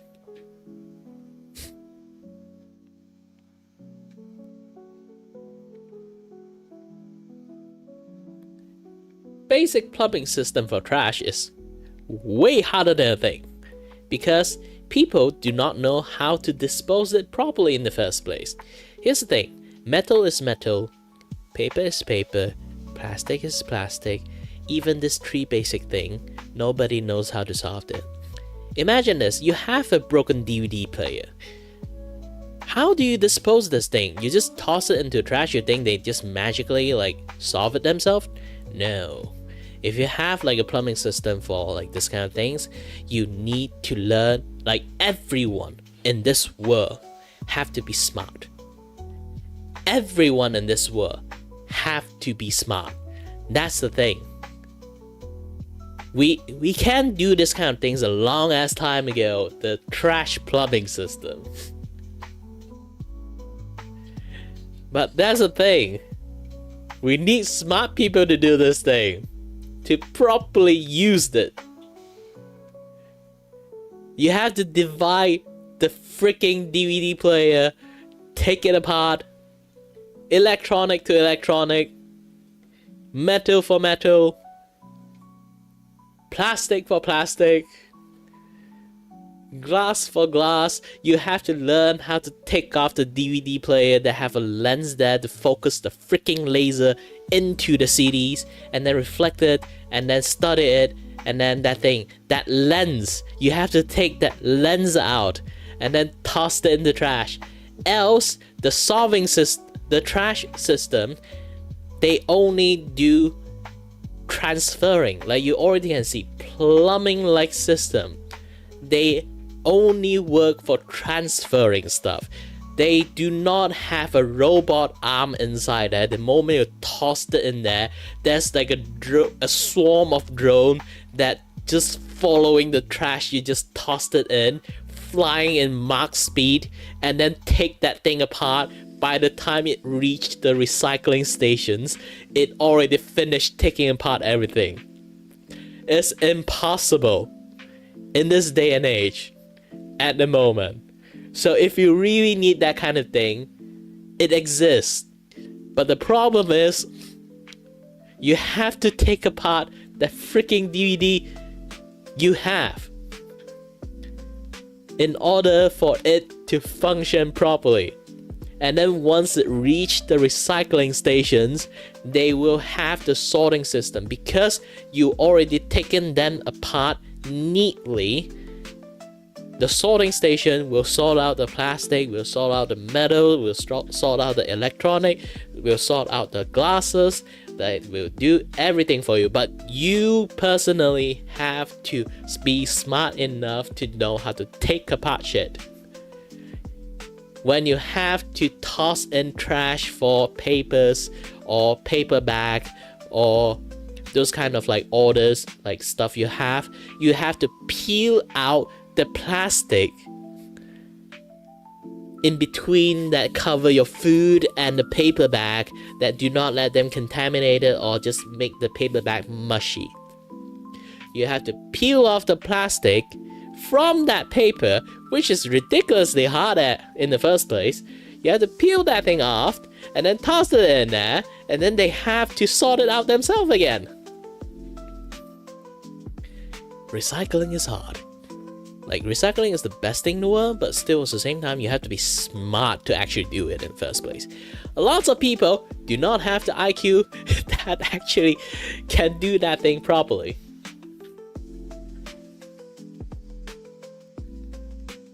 Yes, I still haven't talked about the organic stuff in the first place. Like, if you need some system like that, you really need to make a very convincing like category tube. You can either go for one tube for all or separate tube.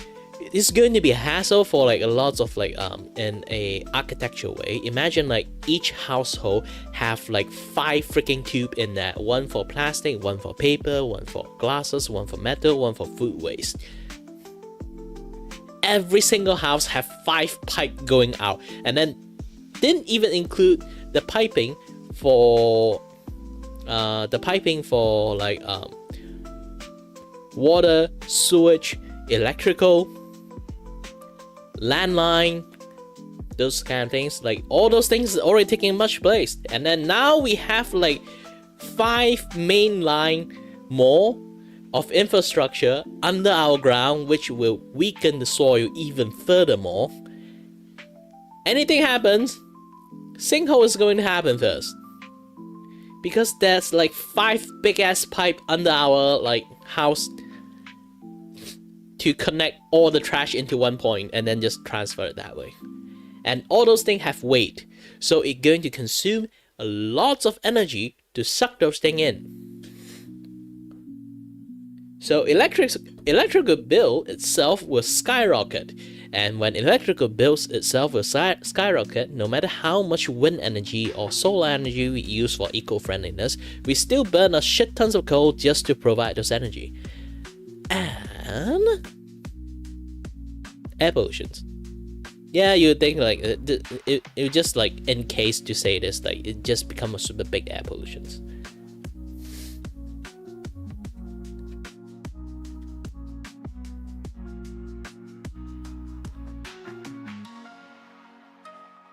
I think the only thing you can have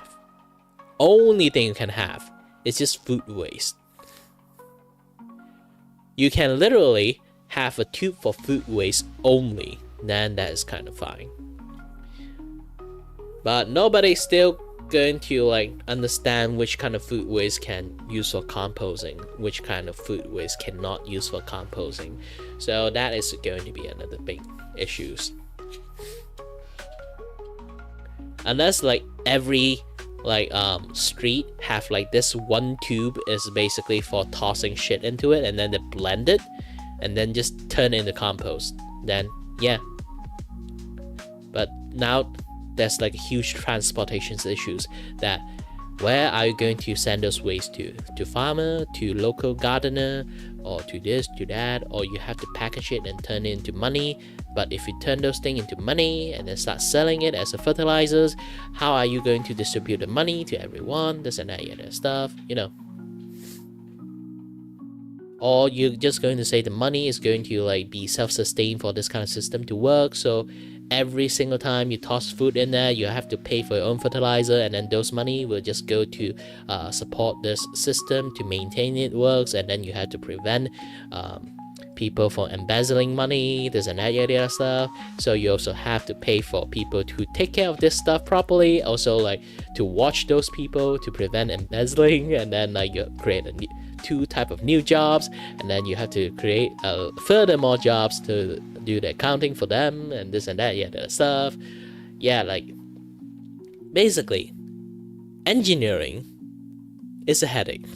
You have to think way more than the engineering stuff itself. You kind of like think this thing, the golden quote on Jurassic Park by Jeff Goldblum: sometimes a lot of scientists, a lot of engineers just think what they can do. They forgot. Should they do it or not? That is the most important lessons and the most golden quote for all scientists and engineer or inventor. Lots of things sounds good on paper, but when it comes to infrastructures, job issues, maintenance, like building things is easy. Maintaining it, holy heck. Now you have to plan a whole new plan of like what happened if this thing broke down.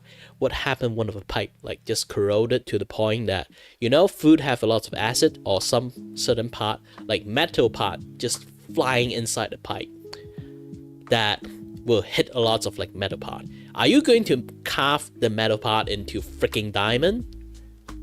Like, it's impossible. It's just going to wear and tear really fast.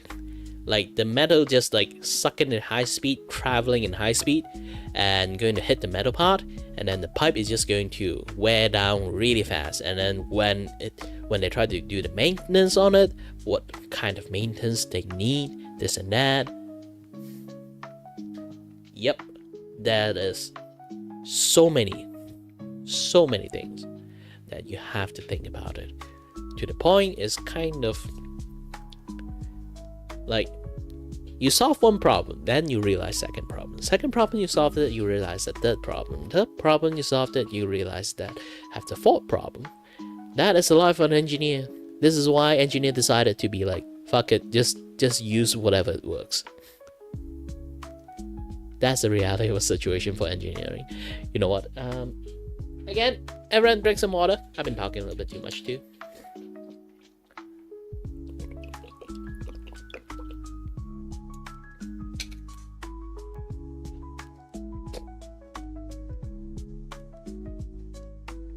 But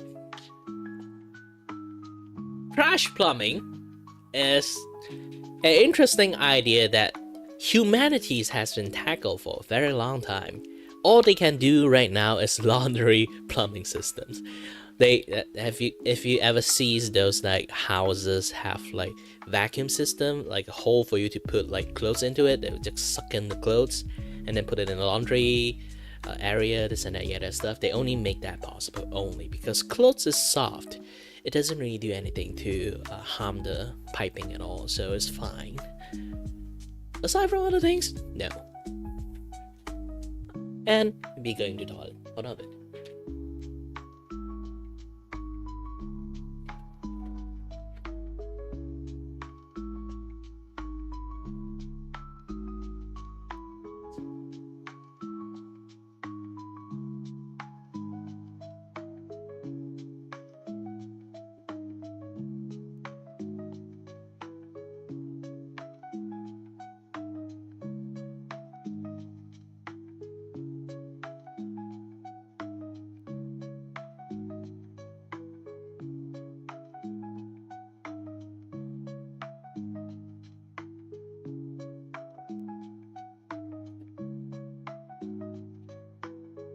My neck broke! Ah!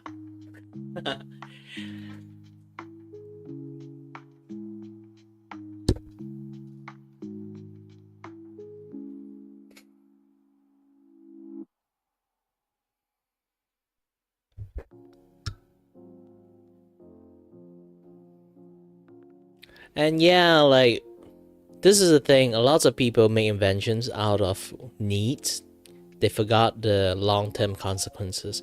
Now we all are dealing with the long-term consequences of humans' needs, you know? There's a lot of things comes to it. So yeah, that's my electronic, like mechatronic engineering skill. When it comes to conversations about mechanical stuff, I can do quite well. Quite well. So, yep. So apologies for the info dumped. I'm just apparently too enthusiastic when it comes to engineering stuff. And of course, 2D/3. Oops. I don't know why. Okay.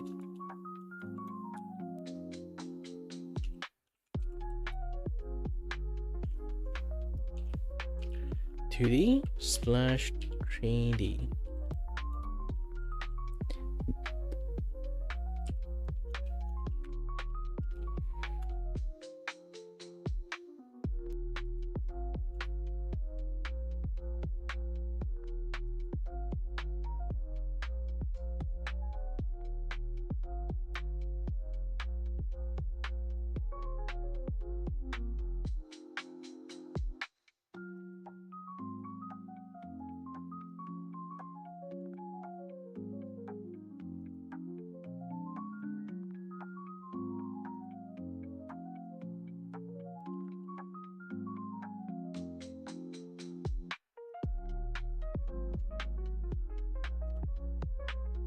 Sorry, there's spacing issues again because I have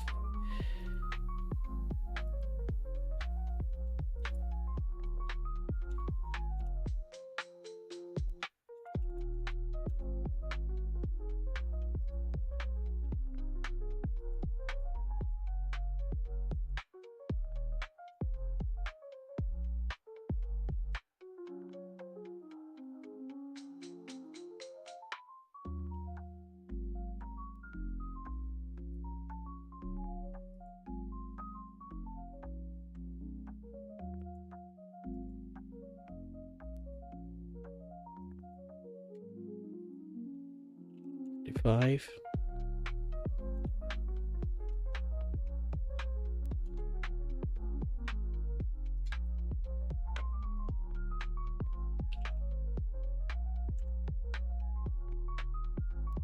Yes, it's very difficult to do this, but yeah. Let's continue our thing. As you guys already can see, what I do is on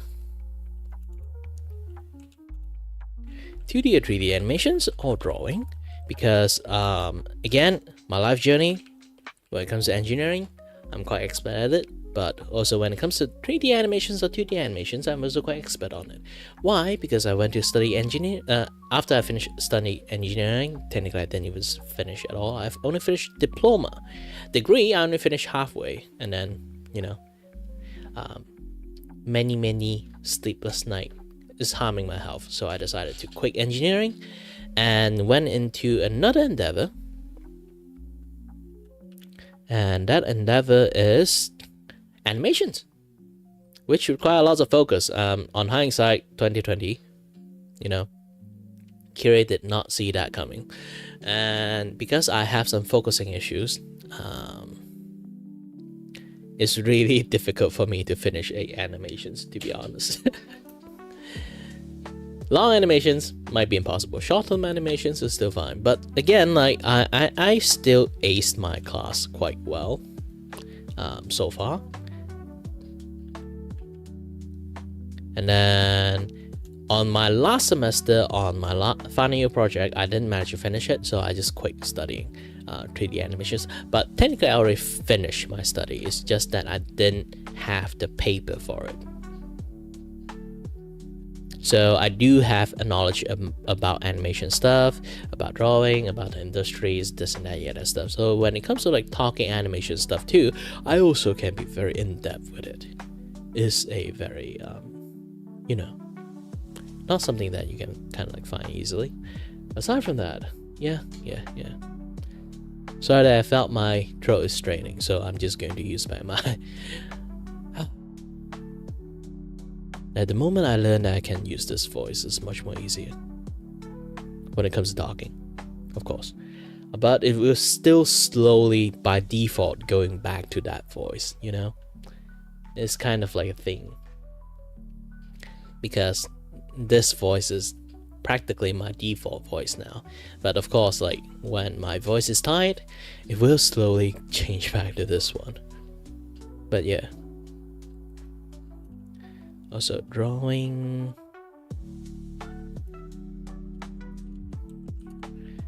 Game design.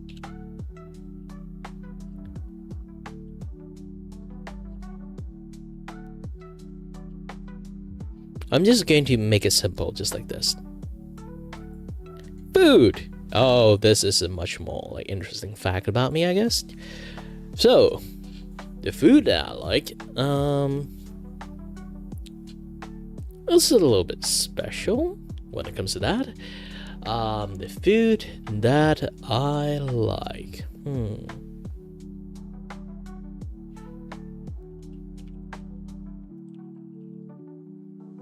Very simple.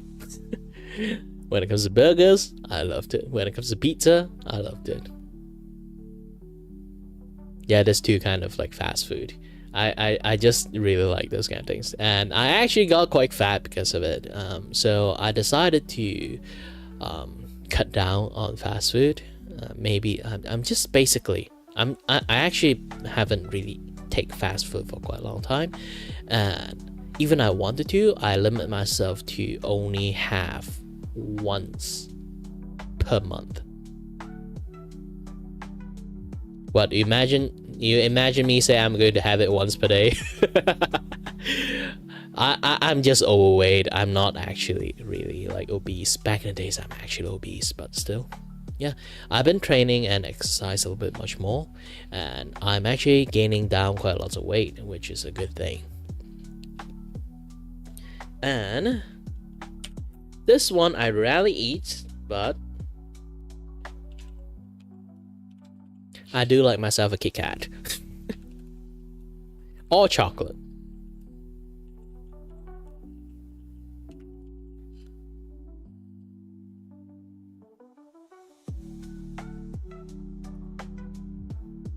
Oops.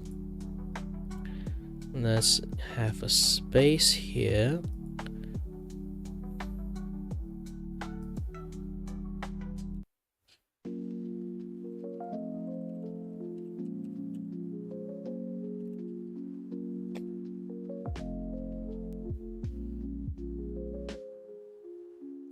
I actually have quite good. A lot of people, like when I went on a actual diet, like low carb diet, just low carb. It's like not no carb, it's low carb. It's basically I'm stop eating rice and stop eating like bread or anything made by flour, noodle, this and that other stuff. I basically stopped eating like all those kind of things. That is my diet. But of course, like in social situations, it's like my family celebrating stuff, they buy something or we have to go out eat. Of course, there's rice, or like we're Chinese, of course. Like we go to a place that have rice and stuff. Like yeah, it's celebrations. Of course, I can eat rice. Like generally, if I have a choice, I would choose no rice, no flour made stuff, no bread, no noodle, no nothing. And a lot of my friends, even my family, they are quite impressed that my resilience on resist the urge of eating those things.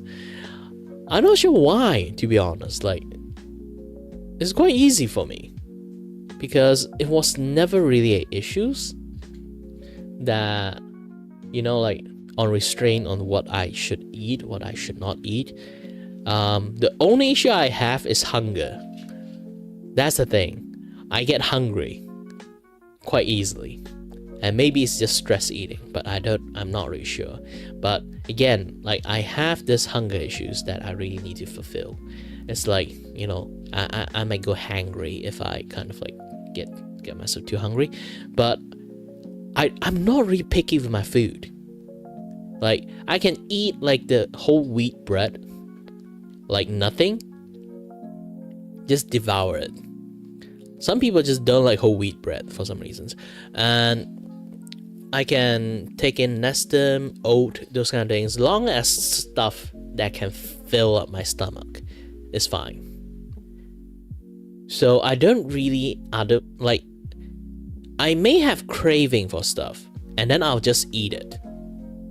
I'm not those kind of people who restrict themselves so much when they until like one point they just break down because they're craving of that one stuff so much. I still eat them. This is why I say low carb diet, not no carb diet. So when I feel like I want to eat something, like maybe just like a instant noodle because I missed the taste or something, I'll eat it. Like there is no restraint for me not eating it. If I feel like I want to, I'll eat it. But generally, most of the time, I don't really feel the need to eat those things. So I don't really have like heavy craving. So maybe I'll just like sometimes within a week, I feel like I want to eat it, and then I'll take it. There's no like mental breakdown from it. Some people literally go for absolutely no that particular kind of things, to the point that they literally have mental breakdown. I'm not kidding. There's so many people have like a particular diet to the point that they actually legitly have a mental breakdown from it. It's crazy.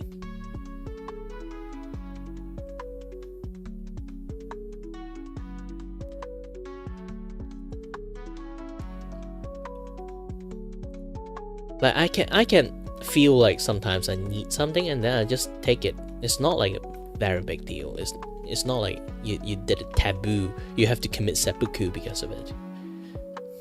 Some people treat it that way, which is like for me is a little bit extreme. It's too much of extreme actually.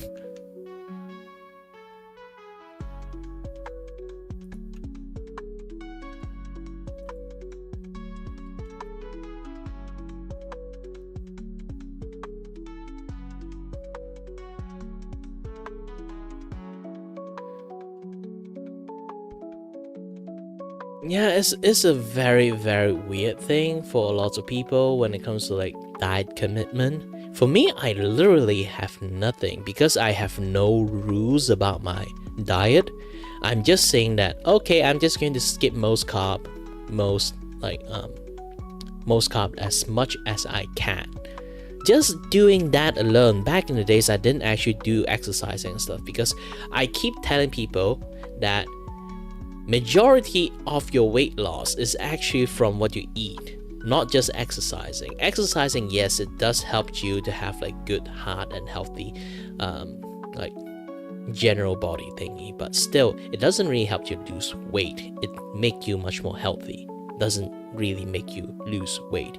The main thing that lose weight is how much intake you get, or what kind of things you eat. Long as you manage to control that thing, you will just by default lose most of the weight from that. Like, I'm not saying like if you exercise, you default will lose a lot of weight. Yes, of course you will lose weight when you exercise, but it won't lose that much. Your daily activity already like burn out like a lot of things from your body. All you need to do is to just eat enough to sustain that burning, and then increase your burn rate by exercising. Then you have a good then you will start losing weight. Like, just control what you eat itself, you already can lose weight. I keep telling people that, nobody listen to me, and they all think it's like some sort of like conspiracy Kahoot thingy. So I just did that like on my low carb diet, and then within a month I lost 10 kilograms. I'm not sure what you guys for pound, but I lose 10 kilograms from just not eating carb. I'm still eating a freaking fried food and stuff, you know? I literally, like, when I crave for something, I'll just make fried food and eat. Those are like oily shit, and I'm still losing weight. I'm not kidding. Of course, you don't have to eat it every day. Maybe like a week, maybe you can have one, like a few nuggets. Like, aside from that, I don't really have like a lot of craving for any other things. Like, if I have craving, it's just fried food. So I can just like have it like maybe like a week. I can have it like once or twice, just that, and then just keep eating all this. Just skip the other shit. You don't necessarily have to eat it. You just have filled stomach. Done. Then maybe it's just I have a weird brain process, so I have a very strong will on this kind of things. But yeah, like generally that's just how I do. And then for like a month, I lost like 10 kilograms just doing that. And then I proved the point to them, and then they still don't believe me. I don't exercise much. Like, it's not something I do normally, because like I have a very bad balancing issues. So I don't really want to do too much exercise, because it's a risk for me to kind of like injure myself. So I rarely do too much exercise. I still do, it's just not the extreme kind that will lose weight because of it. So it really depends how you eat. It really dictates your weight. That is the most important things. And I will always preach about that, because it's the most effective way to lose weight. Of course, not a lot of people can sort of like withstand that level of like, you know,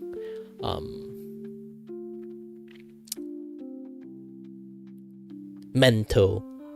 Like, for them, it's straining them mentally. I heard a lot of friends, they try my suggestions. They actually say it really require a lot of like mental willpower to actually operate like that. And then I was like, why? you don't need to be like you know, like some sort of like super samurai or something like that to have that kind of like willpower to do it. But apparently it does for a lot of people. So I would preach this, but I would not tell you you must do this. Just have some free will then of your own. And then if you decide to do that, if you can't, then you can't. Maybe you can't for a few days, it's fine. Just try your best to keep it up. Then it's fine.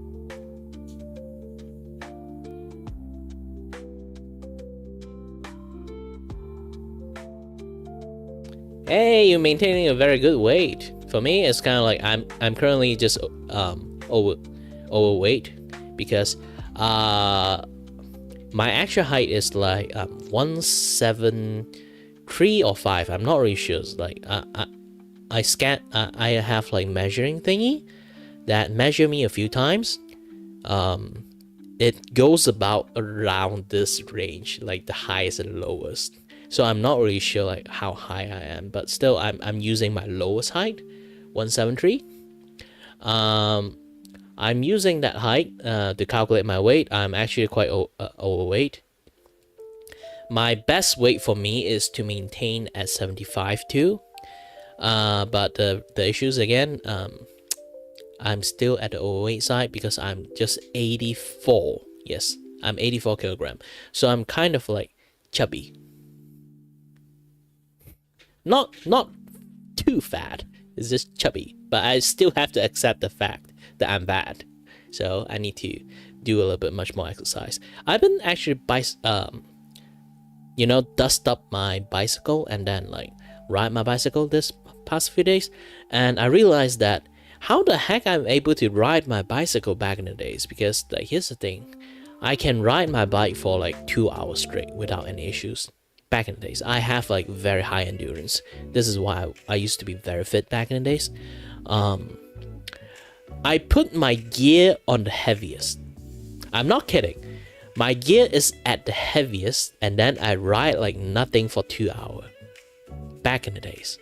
And then when I ride my bike nowadays with that gears, I only can ride like 2 rounds of my neighborhood, and then I'll be like, gosh dang, I can't ride anymore. My legs is just noodle at that point. And I was like, oh, I'm getting old. Yeah, to be young. But yeah, but when it comes to exercise, this is why I'm talking about exercise now. One of my content, aside from my content, is about like going to my skill explorations of like all the animations, drawing, engineering, and gaming design, those kind of things. I would talk about those kind of things, like random shenanigans as my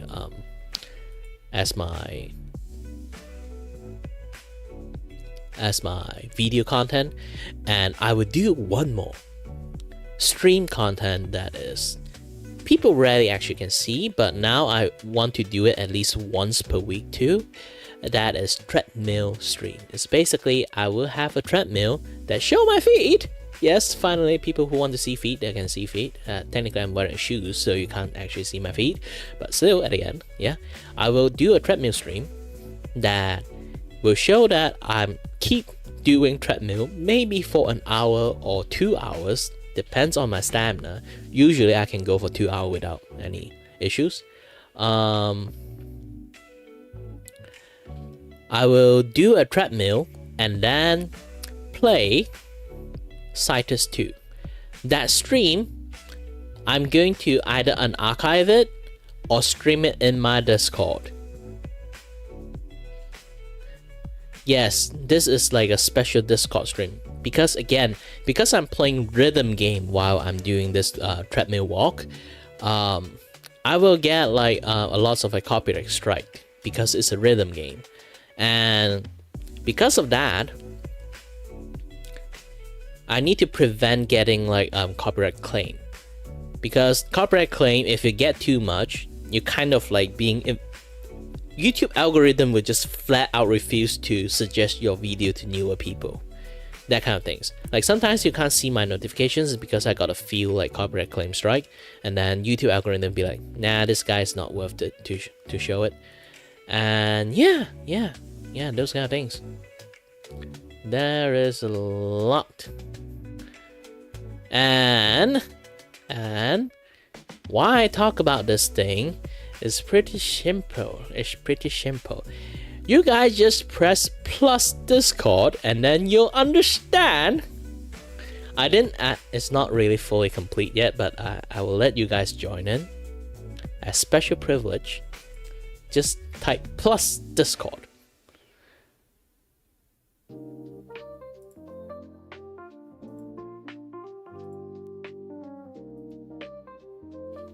Or I can type it for you guys. Ooh, see if it works or not. Come on, streamer bot. Just do your job. Seems like Streamerbot is not doing his job. Sad.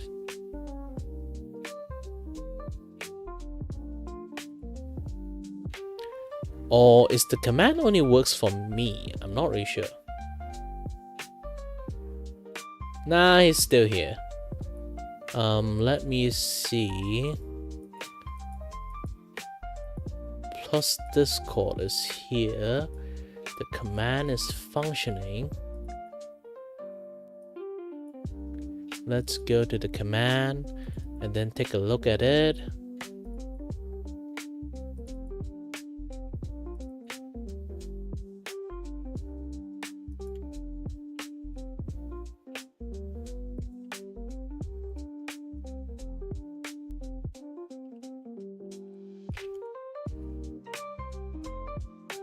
No.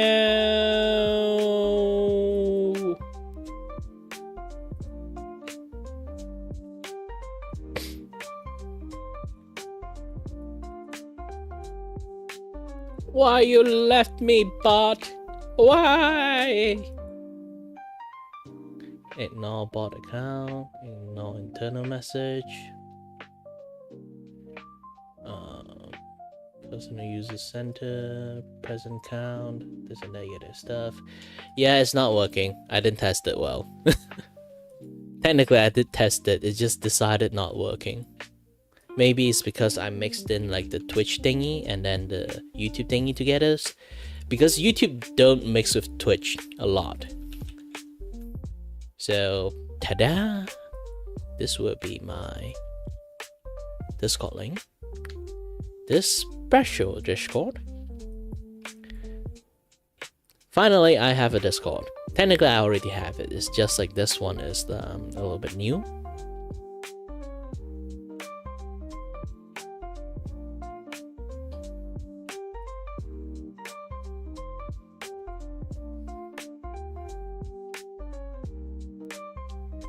So lots of people can have fun joining in because I have a lot of things here.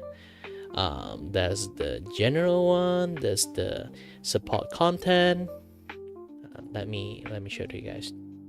Okay, so I have quite a lot of things here. You guys can see. There's the general stuff, the gallery that you guys can post any like artwork you want, but no safe for work. The rules, I don't have any rules first, so you guys just have to put this thing here. Oh yeah, I forgot to. Hold on, I need to delete. Aha! I need to put rules in the futures, but for you guys, just joining in is fine. So I will have like ideas and feedback and like voiceover line. So basically, if you guys want have some interesting voiceover line that you want me to do, you guys can write it in here. I will write a sample down too. So if anyone want to see the sample, they can see it. And also webcomic voiceover. So if you guys see any comic that you want me to read the line of that particular comic, you guys can sort of screenshot the comic out and then put it in there. No sus comic, okay? You know, I realized that I showed this to my friends. My friends are telling me beware of BL comic. And I was like, what? Those kind of things. Yeah, I'm professional. I'm fine, maybe. just no sus thing, okay? And then this is video and clip to react. Is basically if you guys have something like meme stuff or video clip, those kind of things you want me to react to, or Vtuber clip, those kind of things, or some special video you want me to react to, you guys can post it in there. Yeah. Morally ambiguous. Yes, morally ambiguous. Long as like you already see, I'm from YouTube, so I have to have some content restrictions. So you guys try to best to be say so in there, okay? If I really need to pull this thing out one day and then see something unsocial on stream, you guys won't be able to see me. That would be a thing. So yeah, and I really don't like moderation. So if you guys just behave yourself, understand, have a little bit of code of conduct yourself, then yeah, this will be smooth shell. I don't really have to moderate anyone until I need to. Like, yep. That will be my newest stuff. Oh yeah, I totally forgot this. This is what I talk about when I say don't come in yet. Basically, I have this thing that is like a stage systems. So the stage system I can actually stream in here, and then while everyone they can't like do any like chat and stuff, I'll be on a stage streaming my treadmill stream, either like this or like doing it on YouTube stream. Really depends. If I'm going to do it on YouTube, I'm going to delete the thing anyway, because if I don't delete it, I will have a record of like copyright claim, which is not a good thing. So you guys won't actually will see any record of it. But maybe like if you guys want, if you guys are good enough, pro enough to get a clip of like me doing shit like while on like a treadmill, you guys can like do it. Aside from that, nah. There's not lots of things to show in the Discord server at the moment. That's the best I can show. And yeah. Of course, fast food, Kit Kat, chocolate in general, M&M too. Basically any kind of food you think is like really fattening, yes. It's my favorite food, but sadly I need to control it. And then my favorite game. Yes, just all.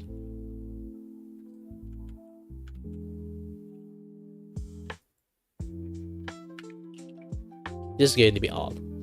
Because I play lots of games. As you guys already seen my game jumping episode, game jumping like series.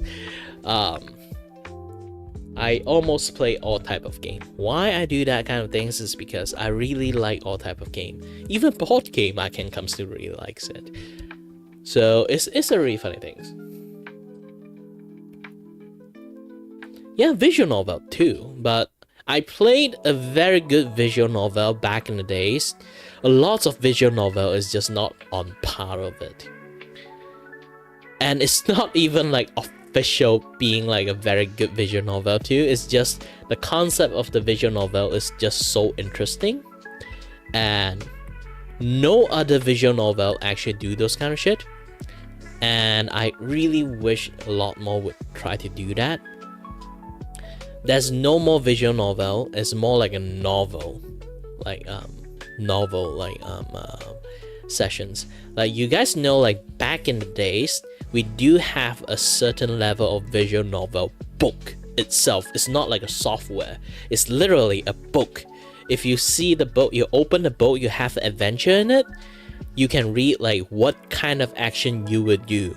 If you choose action A, go to page like 59 or something like that, and then look at the thing and then read it. And then if you choose, if they continue reading until like they give you a choice again, and then they will tell you to go to page 100, and then you go to page 100 and then continue reading. Those kind of adventure book actually exist. Like, it's a very long ass term concept, and never ever really have lots of people like apply it good enough. That is like the original visual novel, original one. Nowadays, of course, they add visual into it, they become like visual novel, but it's still at the end like they have a lot of like active choice in there, you know. And those kind of active choice like have a lot of things. For me, I play one particular kind of visual novel game. Technically it doesn't have visual, it's just a novel game. They have stat. I'm not kidding, they put more game stuff into it, which make it even much more fun. It's almost like a D&D campaign, but a very scripted D&D campaign. They have stat, and then they will also give you randomizer. Like if you are a hero, villains is shooting at you, you can choose to rush forward, dodge to the left, dodge to the right. Depends on what equipment you have, like from the story, what you choose to have, what you get, or what kind of like power set you have. You can do like dodge, and it will tell you how you dodge the bullets, or you just flat out get shot. If your RNG is not good, even like how good your stat is, you're going to get shot. But even you get shot, it's not like a game over for you. It's like it will kind of like find a way of the writing that make you success to process the story in a way. Is so interactable to the point that is so interesting. I got so invested in the story because I complete the choice, also think that this would work, and then even it doesn't work, the story just roll with it. It works so well, and it's called like the game of choice. I'm not kidding. The entire company is called Game of Choice.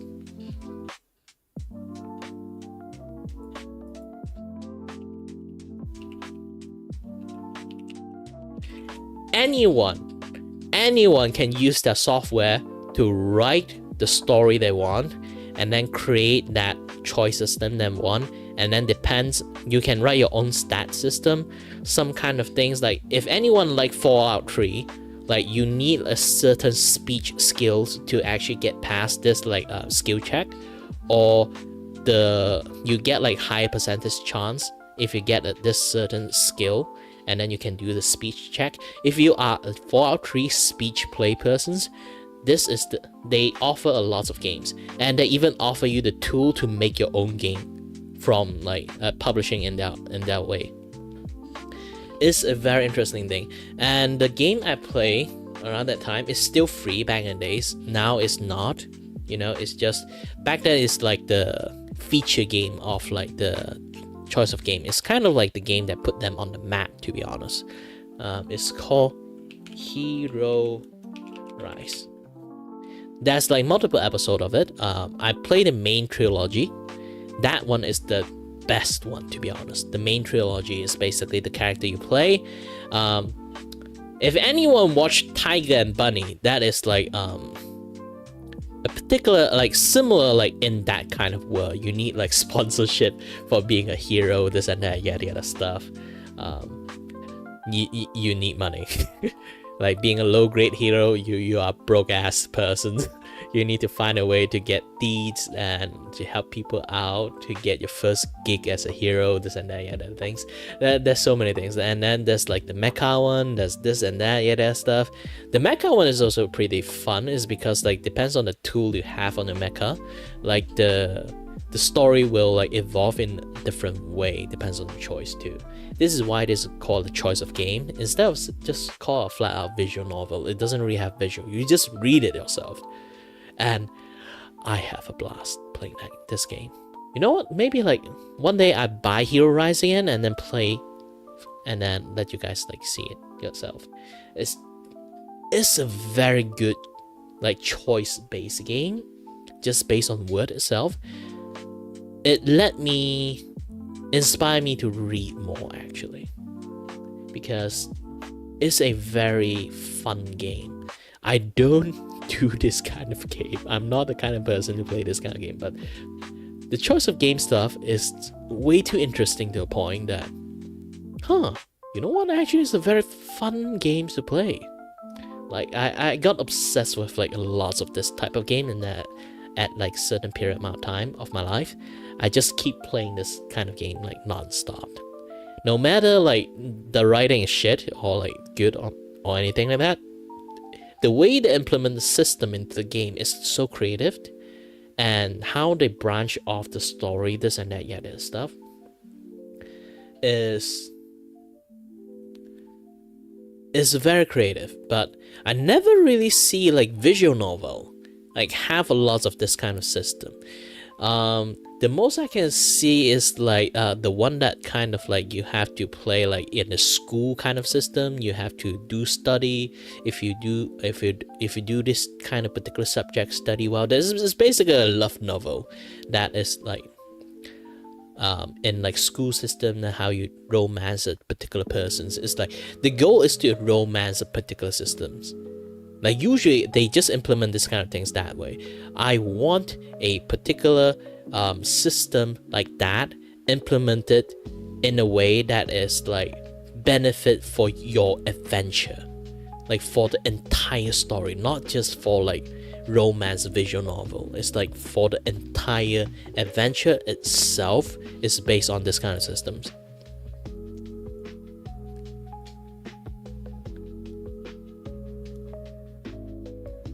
But yeah, the game of choice is actually the first studio who do this kind of things and then put themselves on the map, and then afterward there's lots of copycat, you know, like it's just offer a system that writes itself, and then you guys just plan out how the outcome done.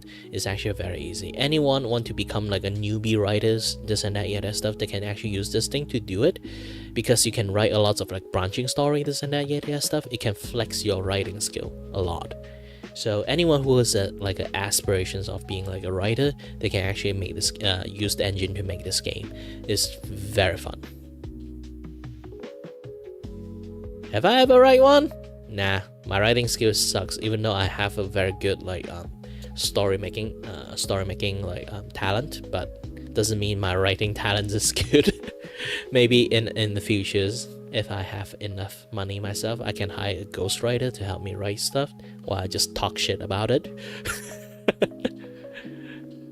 Yeah, I just going to talk my ass off, and then the ghostwriter just sit there like with like black eyes. Not me hitting him, it's just the black panda eyes from Sleepless Night, from me just like keep contacting him. Hey, I got this thing, like you need to write this part this way, that way, in order to this way, that way. I wonder will any like ghostwriter tolerate me that way if it's like a thing.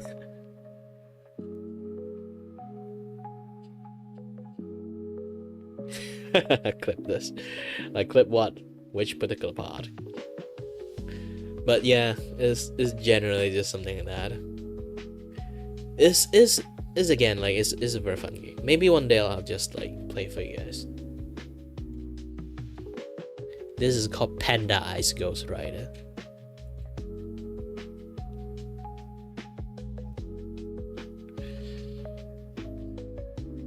Imagine people actually beat the crap out of the ghostwriter because they didn't write the stuff they want. The horror story.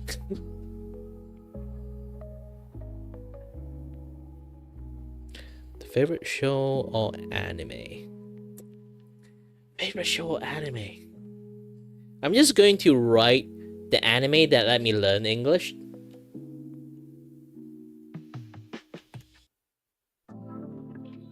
So, not the product, the anime, okay? Bleach is the anime that I learn English from. I'm not kidding. How I managed to click being able to understand English and being able to speak English is basically I watch Bleach. My brother came back from Ireland from overseas work, and then he bought a lot of new method of getting anime in a bunch of CDs.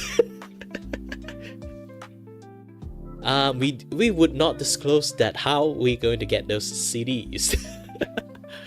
But yes, and we don't have, like back in the days, dub is not really a thing, so it's only like sub. So I'm listening to Japanese and watching the sub. But your boy there back then is just like 12 years old that do not understand a lick of English. So I just keep watching and guess the context only.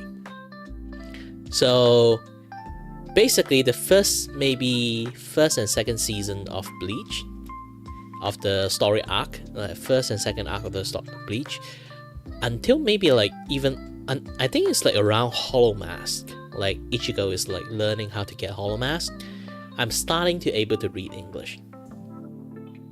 because I keep guessing the context to the point I actually understand Japanese and English. But sadly, I can't speak Japanese or read Japanese. I'm just basically guessing that word to the point I can actually guess their speech. But yes, I learned how to listen to Japanese and read English from not a lick of English. I just keep reading it and then guess the meaning until to a point somehow something clicked in my brain. I just starting to be able to read the sub and then consequently the English word and being able to speak English language. But back then my English doesn't really sound like this. My English still sounds a bit mixed, because back in the days my mom did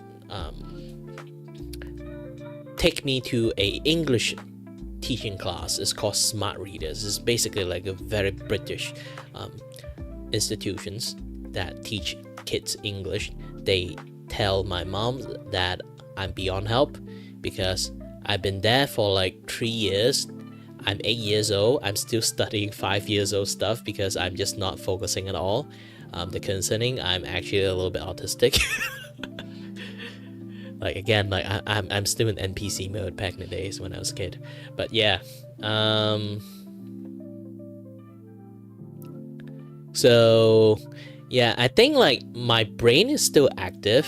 Maybe I actually listen to everything. It's just my brain never really have a full conscious, so it didn't really like, you know, click with me until like that particular day. Somehow those all English word or how to speak English that in my brain just click, and then I suddenly able to speak quite fluent English.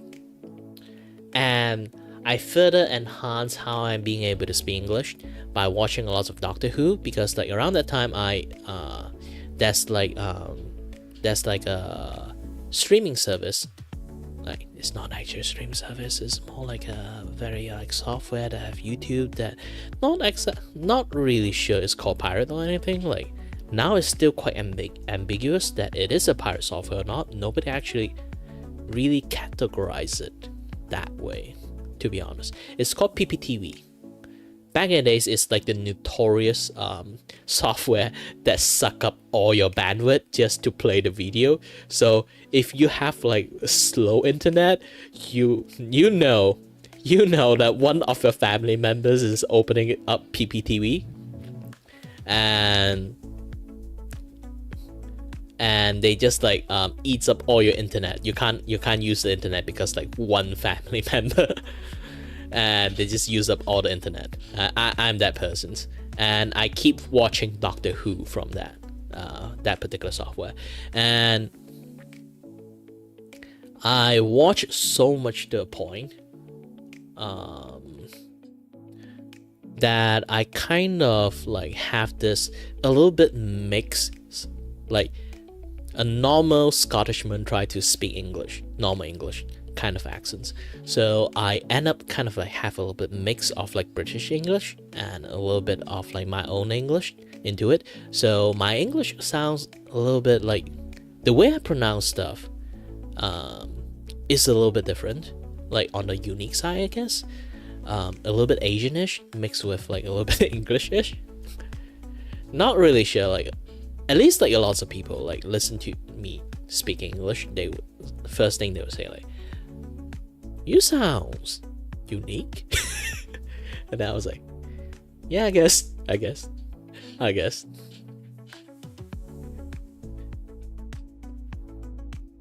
Remember email? I actually I don't know what is email. Again, I'm very Asian. I don't use a lot of things that like on the Western side I use. I'm using the stuff that is like on the Asia side, you know. PPTV is like, I think it's like from like it's a Chinese software back in the days. At least I know that like one thing, like the thing that, you know, like download a lot of like music thingy, that do not download video in that using that software, because you will see a lot of like sus things in there. back in the days. I forgot the name of that software. Like, is that software still exist? Like, it's a bane of the existence of a lot of 30 years old.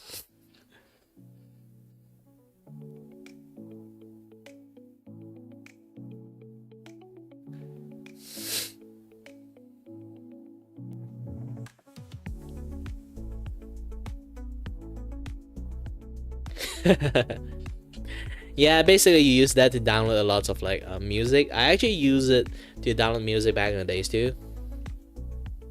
I'm old. I'm close to 30. Yeah, basically people even at 40, they're still using a lot of that software back in the days when they're young. But yeah, like...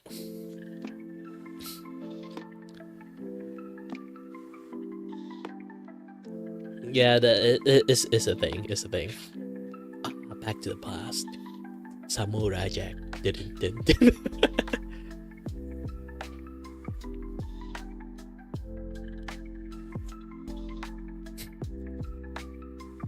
So yeah, that's how I learn English. So I'm just going to press bleach here by default because being grateful for learning English from that. And then my sense of humor is really matched up with this. Gintama. If anyone didn't watch Gintama, you are missing a lot. You are missing so much. So much laughter in your life that you really need. Gintama is the anime that can legit, for me, I'm not sure about you guys, I was laughing so hard that I lost the sense of I lost the sense of... I don't know what happened. That happened so many times. I was laughing so hard at everything that I rolled down from my chair, still laughing. I can't move. I'm basically laughing hysterically. Because I still understand Japanese, I still can hear them, I still keep laughing. Gintama is just the best comedic anime you can find. The whole entire anime in his history.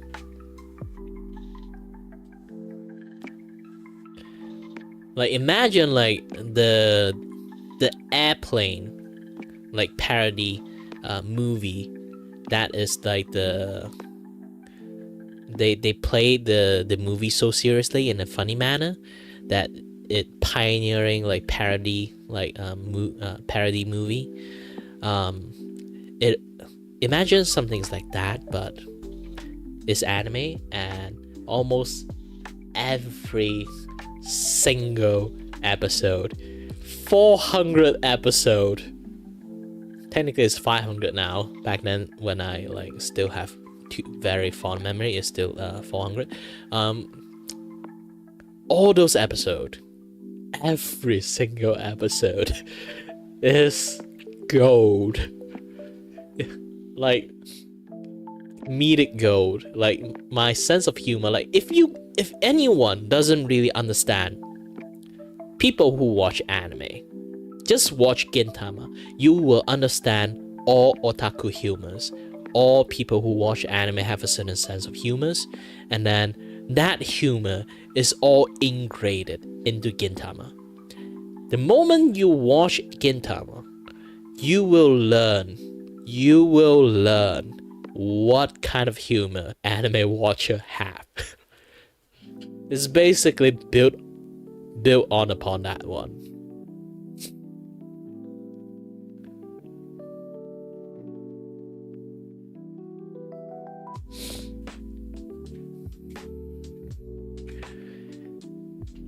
So if people who doesn't really understand anime watcher, just watch Gintama. You'll understand why. Now you will understand why anime culture is like this one.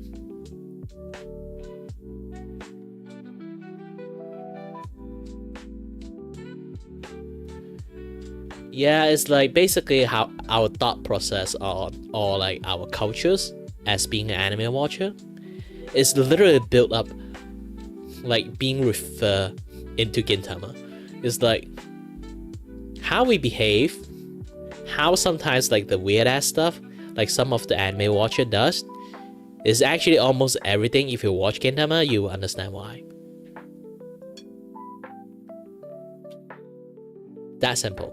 So if you have friends or family that do not understand like why you are like this, you just give them Gintama and just tell them to watch it. If they're willing to watch anime, they will understand why. All the stupid stuff happening in there, yes, that is essentially our brain. That is our brain. That is the Gen X brain, or you can say the youngest millennial brain. If they watch anime, we are not degenerate. We are just a refined comedian. We are a comedian connoisseur on Japanese cultures. And that is Gintama. And so far, no anime has been able to top the humor Gintama can offer. So, move on to the next one.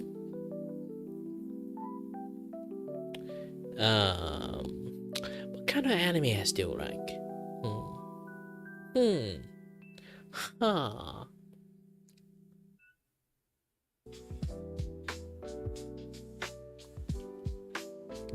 I don't watch anime for quite a long time. The moment I start learning how to do animations, I starting to watch less anime, read more manga, because nowadays when I watch like any like animation stuff, I'm just basically on study mode to study everything. It's kind of like take the fun out of like animations. So I read manga a lot. So I'm just going to put this on pause, I guess, just on Bleach and Gintama. This is basically my childhood. And my content.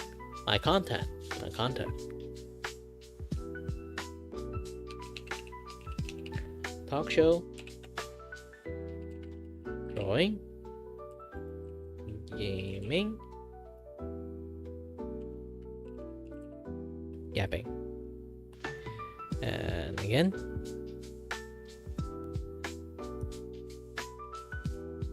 $25. Not enough.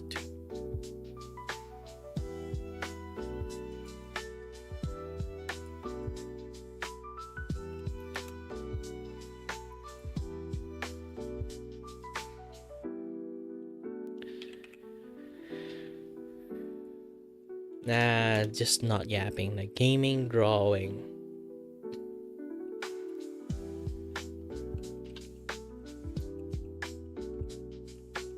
Random Kiray stuff. Yes.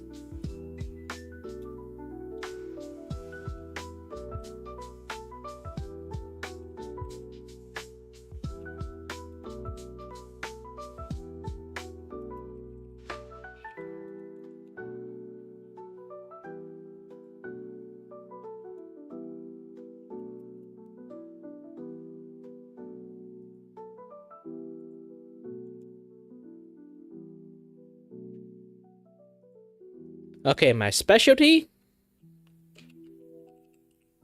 Yapping. There's no other specialty. This is my specialty.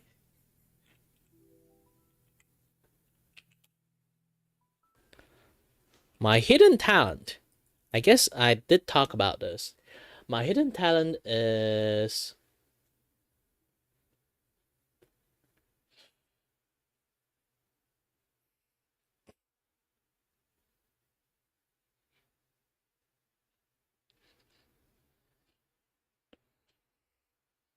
Oh.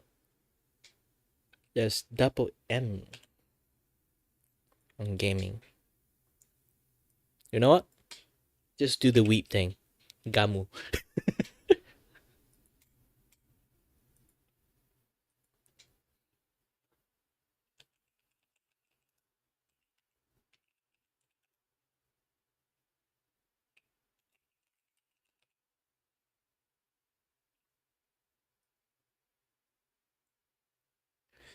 Mermaid sequin drawing.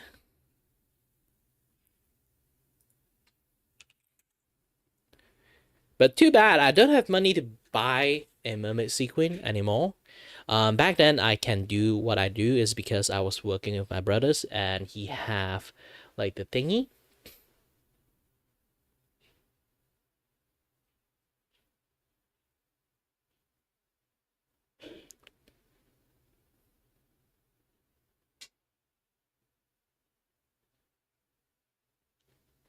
Ah, done.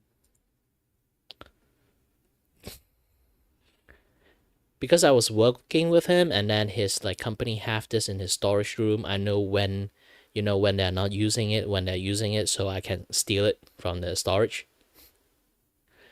And back in the days, it's like functioning like that. And again, yes, music dead. Nice back.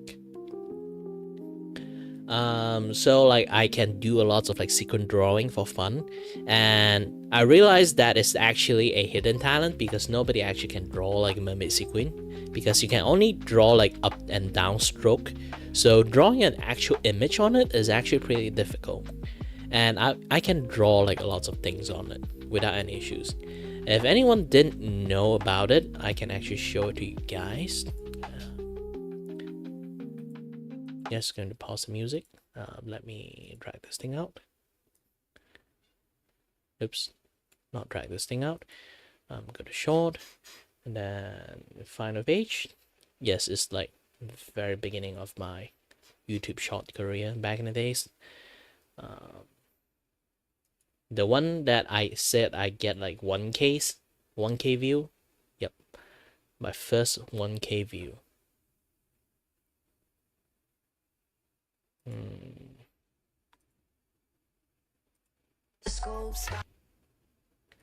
Okay, this one. Going to drag it out. And yes, also face review.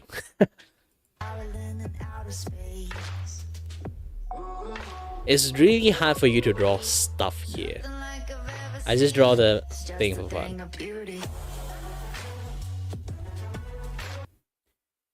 Yeah, I can draw on a mermaid sequence, which is my hidden talent, I guess. I would really want to like one day actually do a stream that is like I'm doing this drawing thingy again. But again, I don't really have mermaid sequin. This thing is freakishly expensive. It's like $500 or $400. I kind of forgot. Like include the stands and everything. And you have to order from like Alibaba. And then like I think AliExpress also have it too. Like AliExpress and then like get it shipped to you. It's a somewhat of a like a very difficult things to like procure, and very expensive, very expensive. Okay, let's turn back on the music. And yep.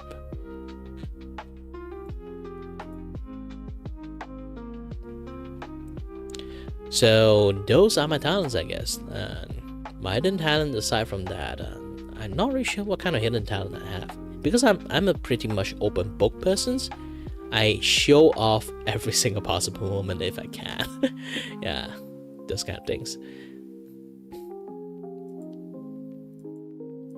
Here's the thing, like when it comes to like being a content creator, if you want to become a very successful content creator or become a successful streamer, you need to have a certain level of attention seeking.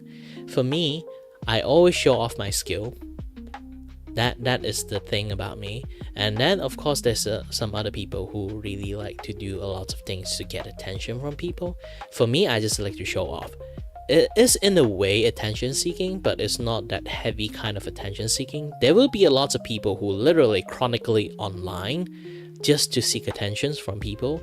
Like you can see like people who are chronically online on Twitters or like on Instagrams, like those kind of things, or like the special case about the boogie the guy who kind of like called Boogie 9 something or 81 or something like that. That's the number behind it. Like that dude is basically he's very attention seeking to the point that he basically lie about his like conditions to get attention from people. That's the thing. Also, it's a very bad call because like it downgrades so many people that really have like actual issues. But yeah,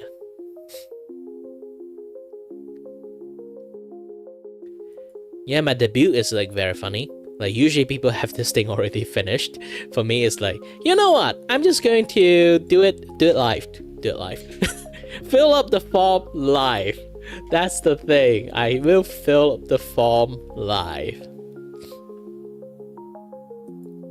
So my audience behavior, I'm not famous enough to have like the actual audience behavior. So I'm just going to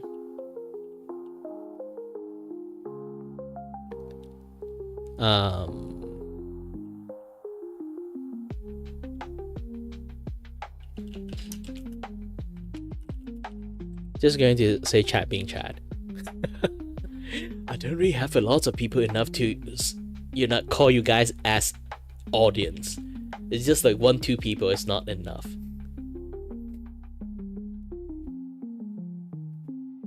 Yeah, this anniversary like recall is actually like my entire streaming life too. So it's going to be a very, very long stream. Because I've been streaming for like 8 years by now, so I was like, holy heck, I'm old. Like I've been streaming as a hobby back in the days, and now it's just, a lot more things. Now I'm a VTuber and everything. That's a big evolutions of my streaming, from a guy who just want to stream for fun because he's interesting on the production side of the streaming, and then later on like keep on like persist, try to stream on different platforms, this and that, yada stuff. It's funny thing that again, like I got a lot more interactions in YouTube rather than Twitch. A lot of English speaking like streamers, they oftenly stream in Twitch, because Twitch have the biggest like English speaking audience in there. So if you want to like being like English speakers as a streamers, usually like Twitch is your best bet to do this kind of things. But for me, sadly, I'm not really an established streamer. Maybe I used to be, but not anymore. So I don't really like have any audience from that. And then this is why I'm actually in YouTube platform rather than Twitch, because the things I do is just not really is in Twitch interest. So yeah, I end up just being like a YouTube streamer rather than Twitch streamer. There's lots of people who stream on YouTube actually came back to Twitch, because flat out is, in a sense, I hate to say this, even though I don't really like Twitch, is a way better platform if you are a English speakers.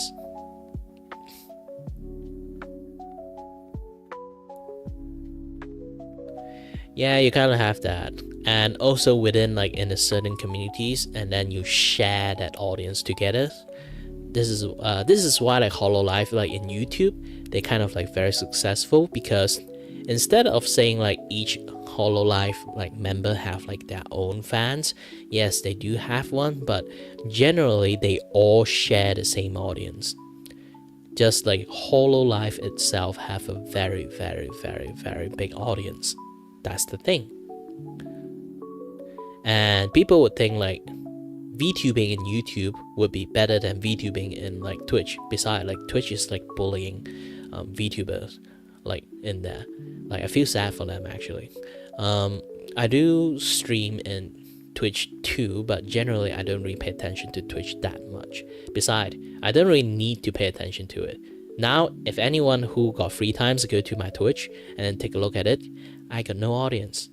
I got no one saying any single word in there. Maybe some people like from YouTube, they just hop to Twitch and just say hello there for fun.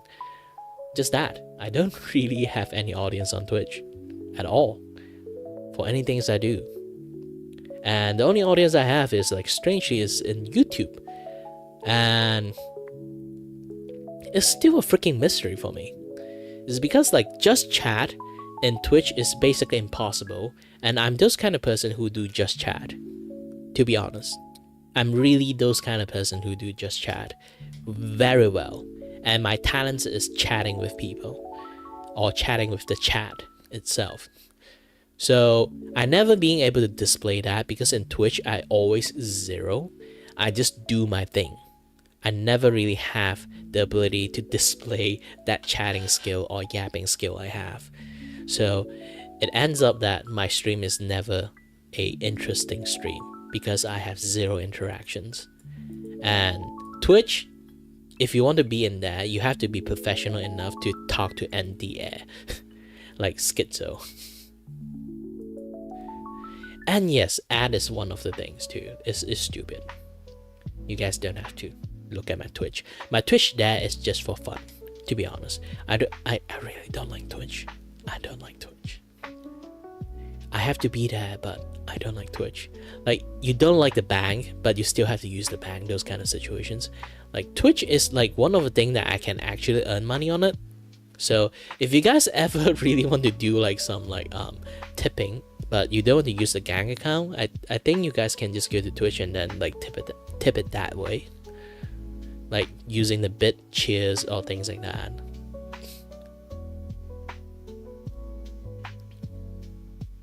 Yeah, that I think that is the only way for you guys to tip me at the moment. Yes, I am affiliated in Twitch for some reasons. I don't know how and why. Like back in the days I played lots of like Fantasy Star Online before it goes global. So like lots of people watch me. And then I went on hiatus because COVID happened. I'm a Chinese. Yes, that became a thing. Asian hate. Stopped doing streaming because of that.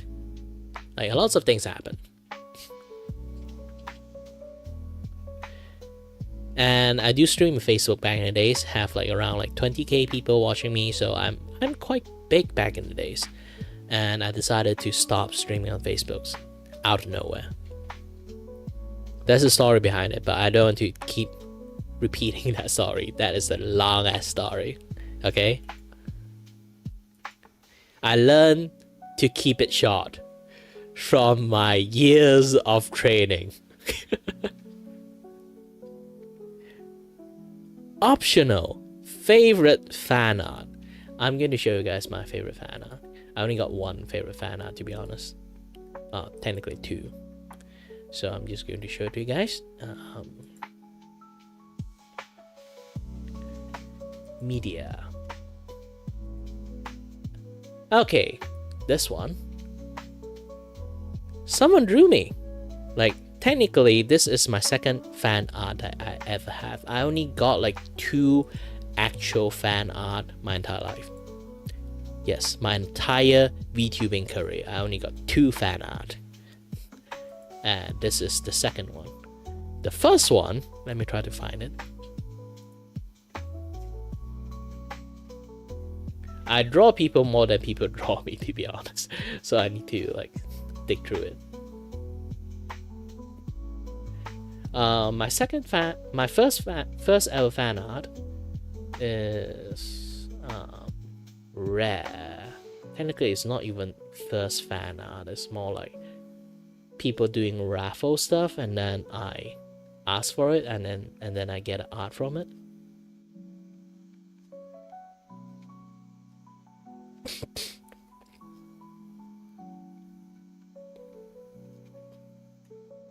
Oh wait, no, I actually got another first fan art, now I remember. Let me try to find it.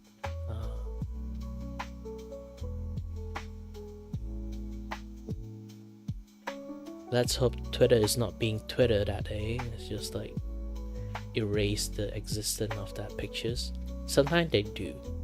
I don't know why.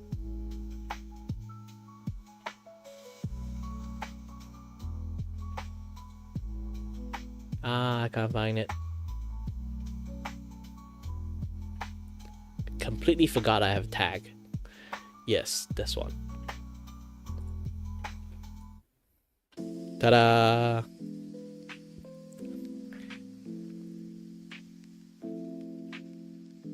This is my first ever fan art that ever like being displayed.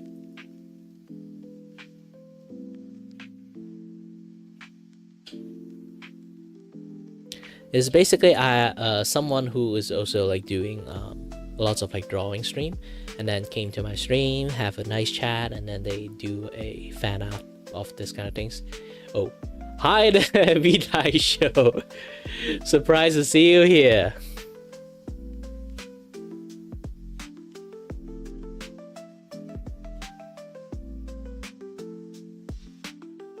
And welcome to my surprise debut and stuff. And this is my, my overall, my new outfit and everything. And hello there and welcome. My name is Kiray, and I am your host and your voice here to entertain you, and may or may not start yapping a little bit way too much. So again, this is my first fan art, and then this is my second fan art. Ta-da! And then I have nothing more. I don't really have a lot of like artist friends, like artist fans that watch me, to be honest, sadly. So I only have these two artwork that is actually considered as a fan art. Technically, I can consider this one, like right on top of me.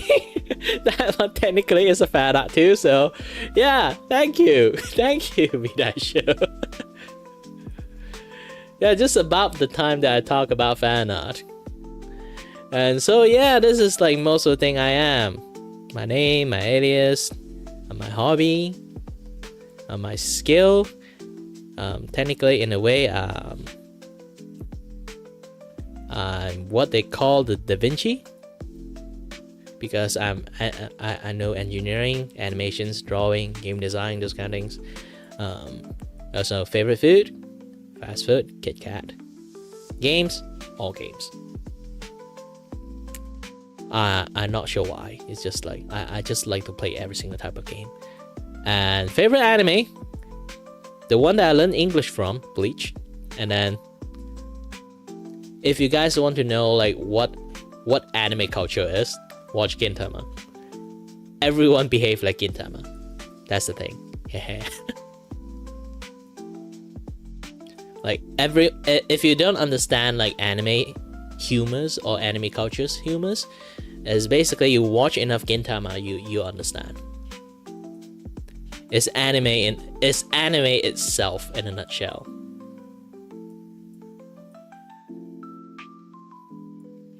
And then hidden talent is mimic sequin drawing. You know what? Here's the thing. I really wish like one day some people like doing event, they want me to be in there, or like one day I can like have an event, I can go myself, have my own booth. I will like find myself to rent a mermaid sequin and start drawing at it, because I really miss drawing on mermaid sequins.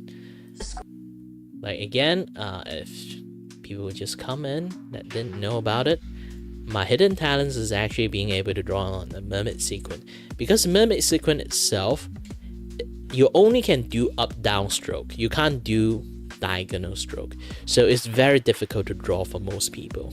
And because of I used to be a photographer, for the booth photographer, so sometimes there's a mermaid sequin there, and then I will like do lots of drawing on it, and I end up able to draw very well on it. And usually I draw it as a freebie for the client and stuff. And I was like at this university event that doing a lot of like art display, and then I was there, and then I borrowed the mermaid sequin from my brothers. Technically he owned that company, and I started doing a lot of drawing to attract attentions, because I was basically at the back row. I was literally like, imagine this thing. Let's open up a new thingy. Like, imagine like the hall is like this big. There's a door here.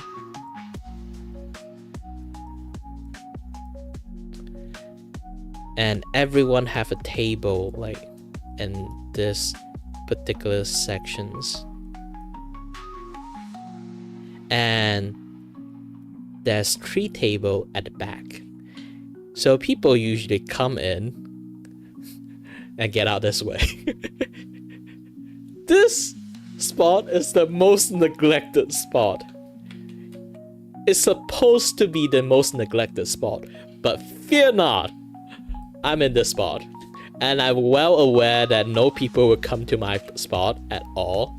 So I decided to brought that mermaid sequin, put it right smack that over there, like at the highest point. Everyone come into the venue, first thing they see, they can actually see me drawing on that shit. And that's me. And what you guys seeing right now, this is me over there drawing this. Of course I draw even more stuff like on the spot. This is like one of it only. I'll try to find the file that I have. Like, I remember I actually have a file that I have all the drawing there. Let me try to find it. Pictures.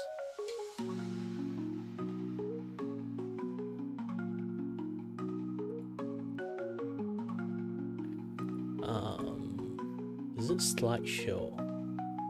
The event. Yes, the event. So I draw a lot of things there.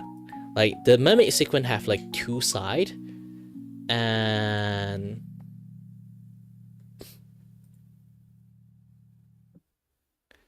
yes, it's like super far away. Like the venue is very big. You can see like from here to like, this is, I pull it to the middle because like after I finish drawing, people want to see it, and then like the event organizer just requests me to, instead of put it in the back, nobody sees it. Shit.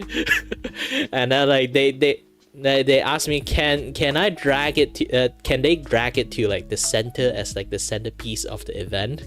And then I'd be like, all right.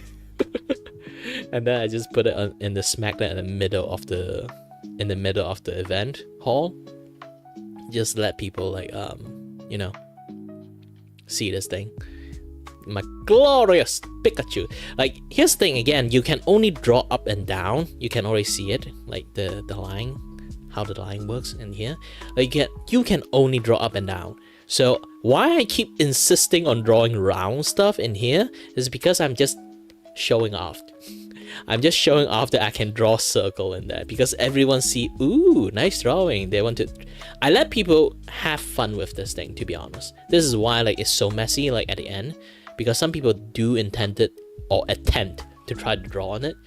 It's very difficult to draw on it, because you can only do up down stroke. A lot of people just see me draw a circle so easily, they'd be like, ah, it's easy, and then they decide to draw, and then they tap my shoulder and tell, how do you manage to draw a circle in there? I don't know, magic apparently. But yeah, like I do a lot of like drawing stuff. A lot of people actually have fun with it. Like, the original face it's not a Doraemon face. Someone else draw the Doraemon face in there.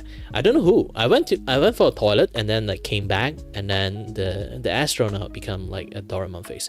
Why I draw space theme back then is because like the event itself is space theme.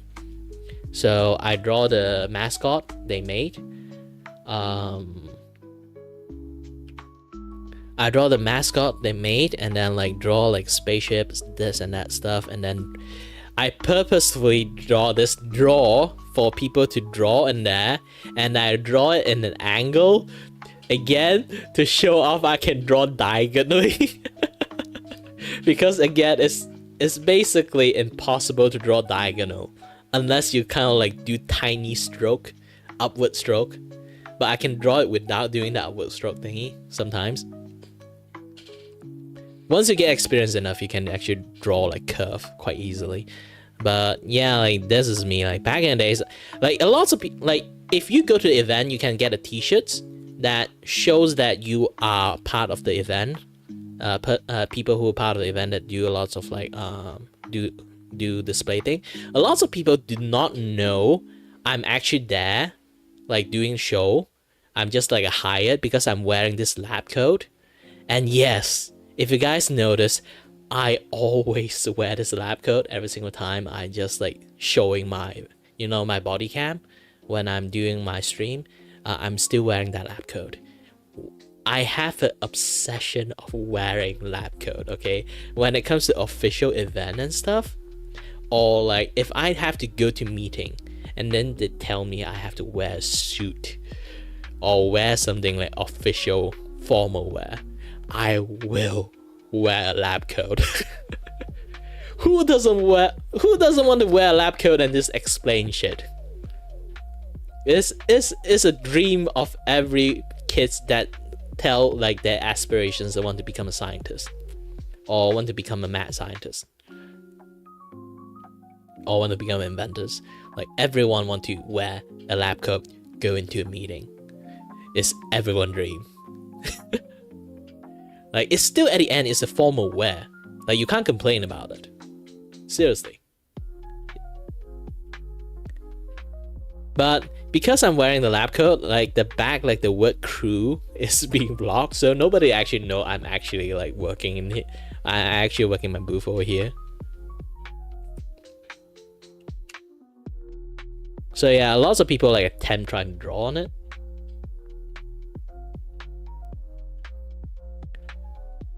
But a lot of people fail to draw. Yeah, just about this kind of things. I didn't take too much pictures on it, sadly.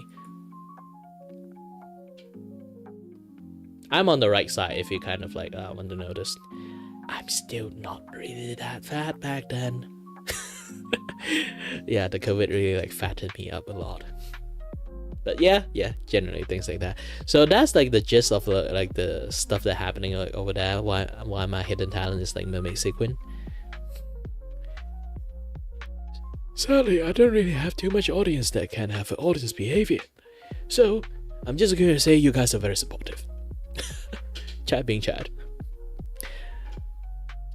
So last thing about this thing to fill in is the best wish to your audience.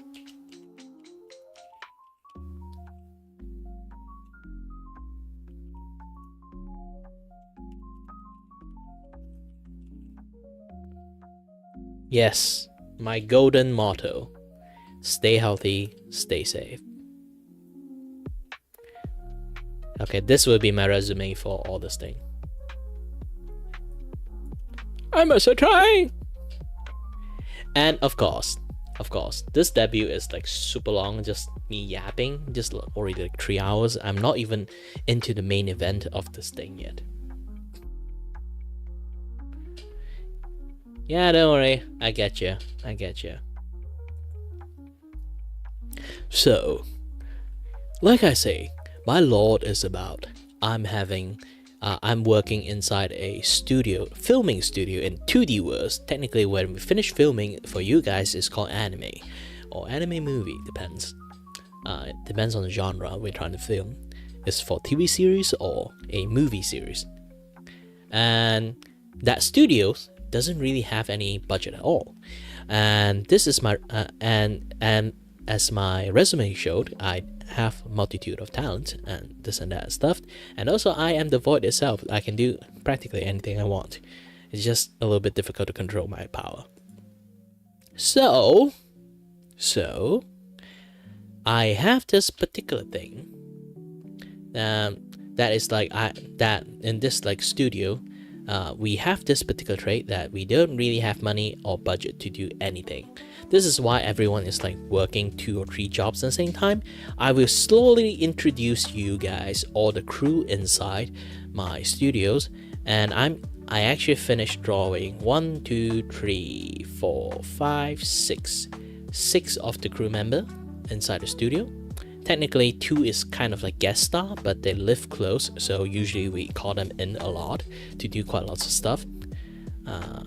So yeah, and there's still one main crew that I didn't draw, that she's not relevant.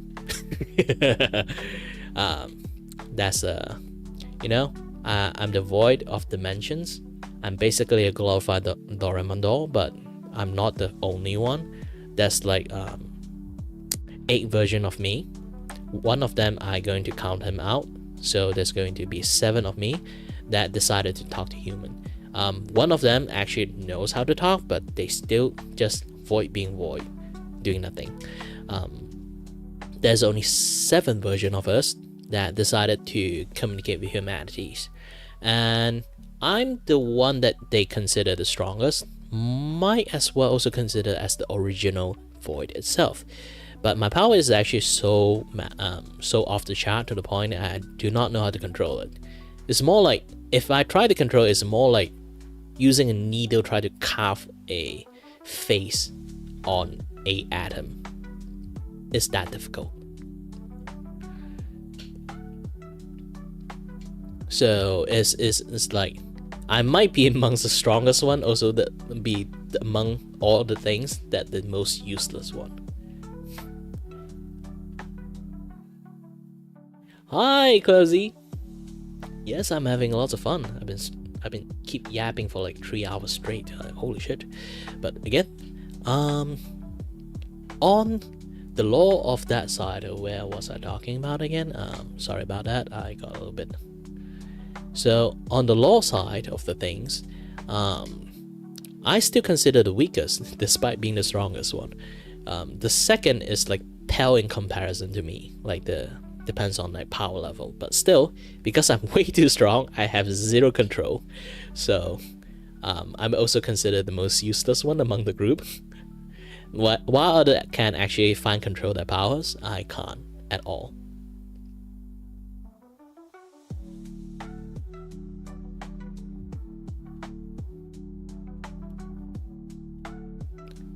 Yeah, you have fun with your days too. Hope you have fun with your days. And yeah, so there's so much things to actually talk about. But the void, my void side story like aside, let's continue about on the studio thingy. So I have a bunch of people working in the studio. Sorry. So here is everyone that I'm going to show. First one I'm going to show, of course, is the mascot and actress. She only got 2 jobs. While everyone got more than 2 jobs most of the times, she only got 2 jobs. And the mascot and the actor of the studio that plays the cutesy girl, Clonil. She didn't exactly have a last name. She never tell us about it. Actually, we still really do not know her name. She only write her name as Clonil. And here's the thing, Clonil is our mascot of the studios, but she also same time she doesn't talk. Every character in my studio have a certain anime trait with them. So her trait is basically being Kurudere, but also in the same time she have a very weak looking body, but she also, on strength terms, she is the highest one. If taking me out of pictures, I'm abnormal, so when I compare to stuff, do not use me as a standard comparison. I will always stand on top. So yeah, so she is technically the strongest person in the studio, and to the point that back in the days, like, she was actually, her origin is from being a runner in the studio. It's basically the kind of lackey in the studio that carry stuff and buy stuff, move stuff, like doing setup and doing the taking apart stuff. The crew, one of the crew, and then she basically have a very messy hair, as you already can see it in here, and she used to cover it with a big hat, like tuck it inside a big hat, and then just like do her work. And then our makeup artist, also one of the actors, and also a dresser, and also our technicians and mechanic and inventor in the studio, actually like bump into her, and then found like she actually is really cute, and then like decided to give her a makeover, and then voila, now she is one of the crew member in the studio. And actually there's a story why she's muted, why she's mute. She doesn't talk, she only express body language, you know, like those kind of lots of body movement, just doing to describe a thing, or sometimes it's really too complex. She will actually have a signboard holding out and then like say her piece, you know, using signboard. Yes, not even like we are at the age that we use phone to type stuff and send message. She used a signboard just for fun. Again, she's a very energetic individual, and but one of the reasons that she really don't talk is actually like in her story I written, in her story, in her background story, is basically is like she was bullied back then, and isolated when like she was a kid, so she actually didn't really have a chance to interact with people, so she ended up forget how to speak.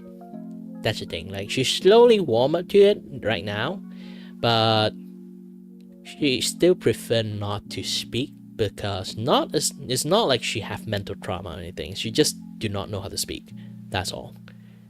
So we are trying our best, but also not rush. It's not a rush. It's not a rush.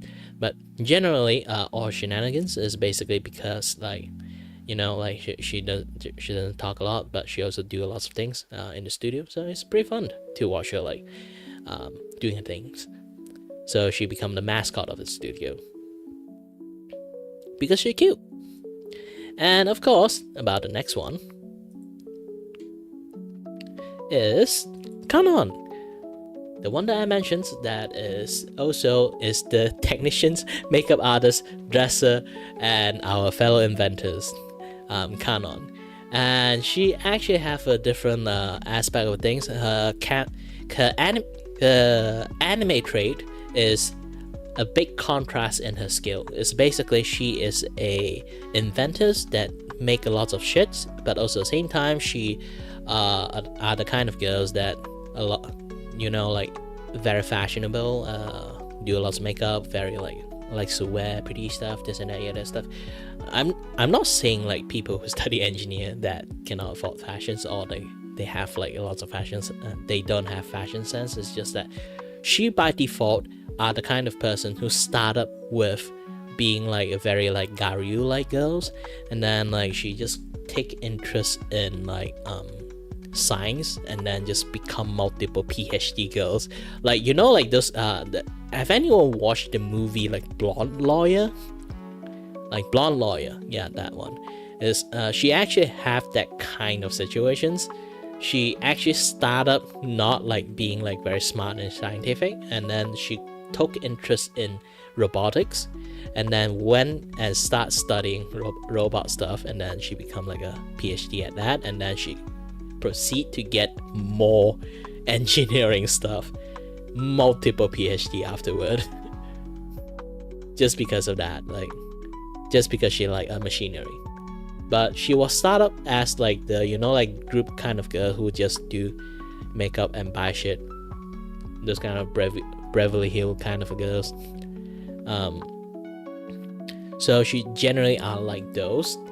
And why is because like here's the thing, her mom is a cosplayer that do cosplay stuff, and her dad is a musician and also a photographer. Technically only work on YouTube. Like those kind of guys. Of course that's how they met up too. Her name is actually is the combinations of what they like. Her dad actually met her mom doing while her mom doing K-On cosplay, of course, and then like they all got together because of that, so they have a K. So her name is called Canon because that is like why there's a K in there. And yeah, But also same time, like her dad is also really like classical music, so canon is like one of it. So her name end up have a K for the canon, so it become like canon.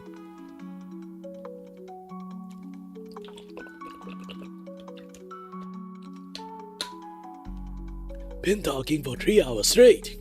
I need to drink some water. So everyone hydrate a little bit. So yeah, so her name actually have a canon. How she actually managed to get interesting in machineries is actually a very interesting story too. It's basically one time like she actually shopping with her girls, and then like one day she like walked past a fair, an engineering fair, and then she watched like this machine robot that like doing chore and stuff, and then she got interesting in it, and she just walked into it without realizing, and then like got too fascinated, very fascinated into like this machinery stuff, and then she starts studying. She don't actually need to study a lot, those kind of things, but she decided to go for engineering thing, and then like start off her entire like life that way. Like funny thing is like I didn't really have an intention of having her hair clip up like this. It's basically, again, I like to watch Gintama. There's a particular characters that like to clip her hair that way, and then I was like, that's an interesting way to like have a short hair, Technically it's like long hair, but they also can convert into short hair that way. And so like her hair used to be like long hair, like because I love playing Kingdom Hearts, so she actually have like Kiray hair, but in order to make her hair shorten in some certain way, if she doing like engineering stuff, she clip her hair this way, that kind of things. This is why like she have pink hair in the first place. I play Kingdom Hearts a little bit too much, and then she have the Kiray hair. And of course the next one will be our local actual actors, Flamer. And then her hair actually does glow this way. He's the actual actor within the studio, the only high actor in there. But also at the same time, he's a kind of person who's very, very like diligent in his work. So the first thing he heard about, like, we do not have any budgets to like do any pyrotechnic stuff or explosion in the film scene, this and that, yeah, that stuff. He went on a journey to learn every single possible fire skill he can learn. So anything fire, you can guess it, like fire bending, or like casting fire magic, or like those kind of like convert mana into fire, or those kind of things, or pyrokinesis, or anything that you can imagine that can create fire. He learned it. He learned so much fire skill to the point that he actually immune to fire. And that is his special trait. And he become our actors also at the same time a fellow pyrotechnician. He doesn't really have like too much of the introductions, but I can tell you this one thing. Originally, Flamer is the one that is going to be on this screen, not me, not Kiray. Yeah, that's the behind the law scenes. That is like originally, Flamer is the one that is going to be on the screen, and I'm supposed to be the background characters. But due to some reasons, I end up being the one that chosen due to a failed 3D model. I tried to make a 3D model myself using Flamer, but as you guys already can see, Flamer have a very like messy curly hair, like some certain silver hair comedian, and making messy hair in 3D form is ridiculously hard. And I failed making that, and then I'll be like, you know what, let's try live 2D. And then when live 2D, I was like, feel like Kiray would be better in live 2D than 3D. So I end up using live 2D to create Kiray, and then voila, this is why I'm in the screen, not Flamer. But yeah, generally he is technically the main character within like the lore story, but due to the shift, there's a lot of like character like role shift there. I end up being the stand-in director because of that too. Oh yeah, I forgot to tell you guys, I am the stand-in director of the studio. And also the next one, our local coffee shop owner, and the coffee shop itself is named Onesan Cafe. But do not get lied by the false advertisement, guys, because the Onesan Cafe is actually not real. I'm not kidding, it's not real. Don't trust it, because as you can see, this is Onesan Cafe. She's actually really short. She's actually really short. The reason for it, I won't really disclose it, because like she will beat the crap out of me if I say like she is actually a midget. Oh shit. She's not here. Fine. But yeah, like this is a cactus that she's basically the the short characters within the anime trait, and also short and angry because a lot of people treat her like a little girl. And technically she is the barista in a cafe that she owns called Onesan Cafe, and she makes coffee, also tea, also cola, sometimes. Depends on popular demand. But yeah, generally that's a cafe and do her thing. But yeah, do not mention about the height, else like she will charge you triple. It's literally written on the signboard when you get in, so do not be shocked when you see when you don't see Onesan in the cafe, okay?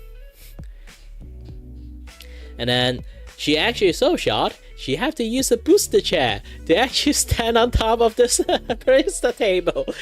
Barista table is actually quite tall in itself, so if you're short, you really need a booster chair to do stuff. Yeah. So yeah, like enough about height. Her character actually is basically she's quite pissed off, perpetually pissed off. This is why you can see it in her face. She's kind of angry. Why she's perpetually pissed off is because the height actually, and she have a baby looking face. So people would just assume that she's a kid. So baby talk her a lot. Like, not baby talk, kids talk her a lot. It's basically like, like when you talk to kids, you do like those kind of like, hi there, like those kind of like kids talk to kids. Like she encountered it so much, she got fed up with it. That's the gist of the story. So yeah, and this is why like she's a little bit angry most of the time. And this is about like the next one will be her brother, her twin younger brother. It's a non-identical twin, so sadly, you kind of can notice a little bit of things. Like the trait they have is basically they have the same blue hair, but she have a darker blue hair. He have the brighter blue hair, and then he actually is way taller than her. That is like the brother sister dynamic over there. It's like he stole all the nutrient while they both are in the same conceive in the same time.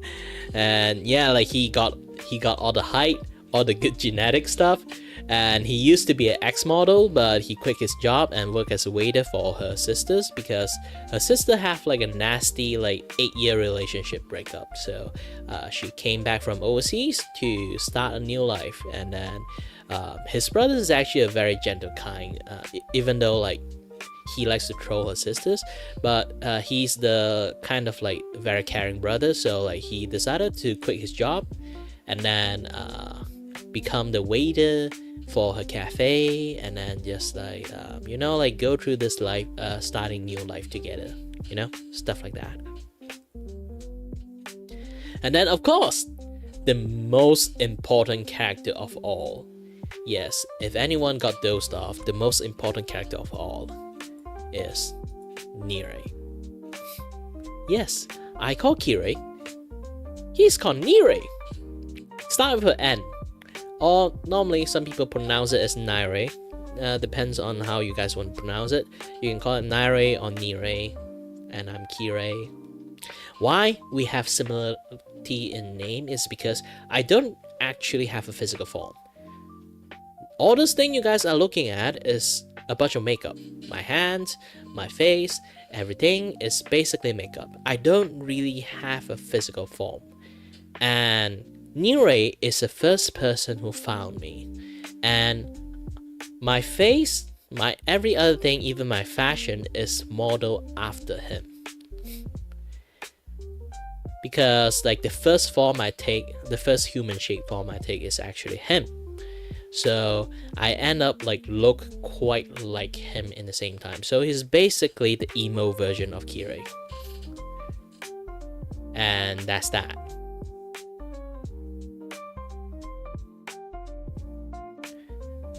And here's the thing, like her character anime trait is being Angel. I'm not kidding, he literally have a pair of angel wing. But also another thing is like he is very soft spoken. He's not like he doesn't talk. He talks a lot. But the problem is that he is so soft spoken that nobody can hear him in his loudest voice. So he end up like using like phone to do text message to people. Just to, you know, communicate with us. Aside from that, like he is also the editors, the sound editors, you know, basically the sound guy, the lighting guy, the this and that, yada stuff. When it comes to like video production stuff, he is the man of the job. So yeah, like he do most part of the things that involve technologies and all. This is why he's very like tech user-ish like face that you're seeing here. So yeah, that will be all, I guess. For one, I'm very tired. For two, I didn't sleep at all to prepare this. Originally, this is supposed to be done for the stream. It's not like working it on the spot. And then everyone would have their own resume card too.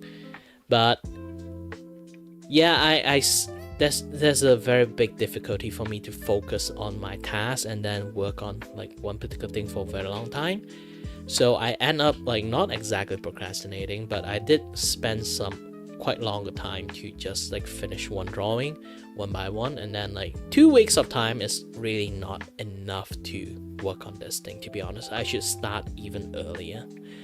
And I managed to at least finish the drawing, but the character card I didn't actually made it. You know, in the futures I will slowly post them out in the community post and write down all their character features and stuff into it, so it would make them a little bit much more like you know, palatable. And aside from that, yeah, not too much of things to show. Aside from this, I can show you guys a little bit of touring and Battle Station Online. Voila! As you guys can see, this is my gaming room. So when I do some gaming, currently like this thing is not really functionable at the moment, but in the futures it will. I will try to make this thing functionable, to be honest.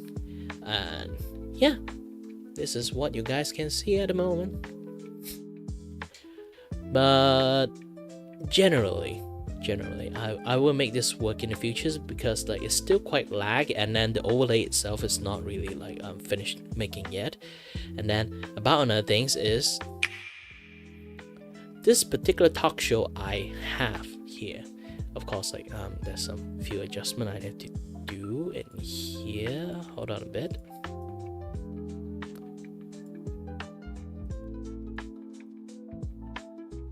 Yeah, this is like a talk show, collab talk shows that I want to like perform in the futures, like mini debut for other people's. Have a little bit chat, a little bit of this, and enjoying the debut with a wingman, that is me, that help them like you know, like promote themselves as a Vtuber and this and that stuff. I already have like one candidate, but I haven't really like fixed up my entire like streaming setup yet for this particular scene. So in the futures, I will make this thing happen. And then this particular one, as most people already seen it, this is my personal talk shows when I'm doing solo, so you guys can see lots of things on the screen, this and that, yada stuff, the general stuff. And the next one, this one is a specially made one for VP stuff. This particular scene is like for I put quite a lot of artwork investment into it. It's basically when I do anything like especially for the VP, which I am a VP member if nobody actually knows. VP is Project Orbit created a special program for indie VTuber to help them, support them, and give them a little bit of sponsorship and stuff, those kind of things. So I am within like one of those groups, and then they help me quite a lot, made me understand how to do VTubing, even like met people who actually know voice acting to the point that I actually start dabble into voice acting too, which is a very good thing actually. Aside from that, yeah. When it comes to like VP stuff, I would do a lot more. Maybe in the futures I would take more inspirations and create a much more better scene from mimicking a bit like this kind of feelings. Aside from that, yeah. Everything is doing great. Aside from that. Hey, I have quite lots of people dropping by in, and quite lots of you. Not on my Twitch though. I'm not sure what my Twitch viewer number is. Maybe below 10. I think I don't even go past 5 to be honest, but still, generally things like that. But yes, on YouTube, congratulations, you guys win! At landslide again. It's 87th view. There's lots of people dropping by and have saying hello for me and have fun, those kind of things. I really appreciated it. So let's go back to this particular part. So again, I'm really grateful and very thankful for anyone who dropped by in. And then I do notice like some of the like model stuff I do have to do a little bit tweaking, because I just finished like model update and rigging stuff this past few days, yesterday. So I noticed like you see my like chin shadow, like those things are casting on my neck. So it's not supposed to be like that, so I need to do a little bit, like change for that. Yeah. Aside from that, again, that's all folks. Thank you very much for dropping by and say hello to me and have a little bit nice chat with me. And as always, stay healthy, stay safe. Until next time, stay tuned on the next stream. Tomorrow, actually, I will do a gaming stream because it's Warhammer time. And yes, bye bye.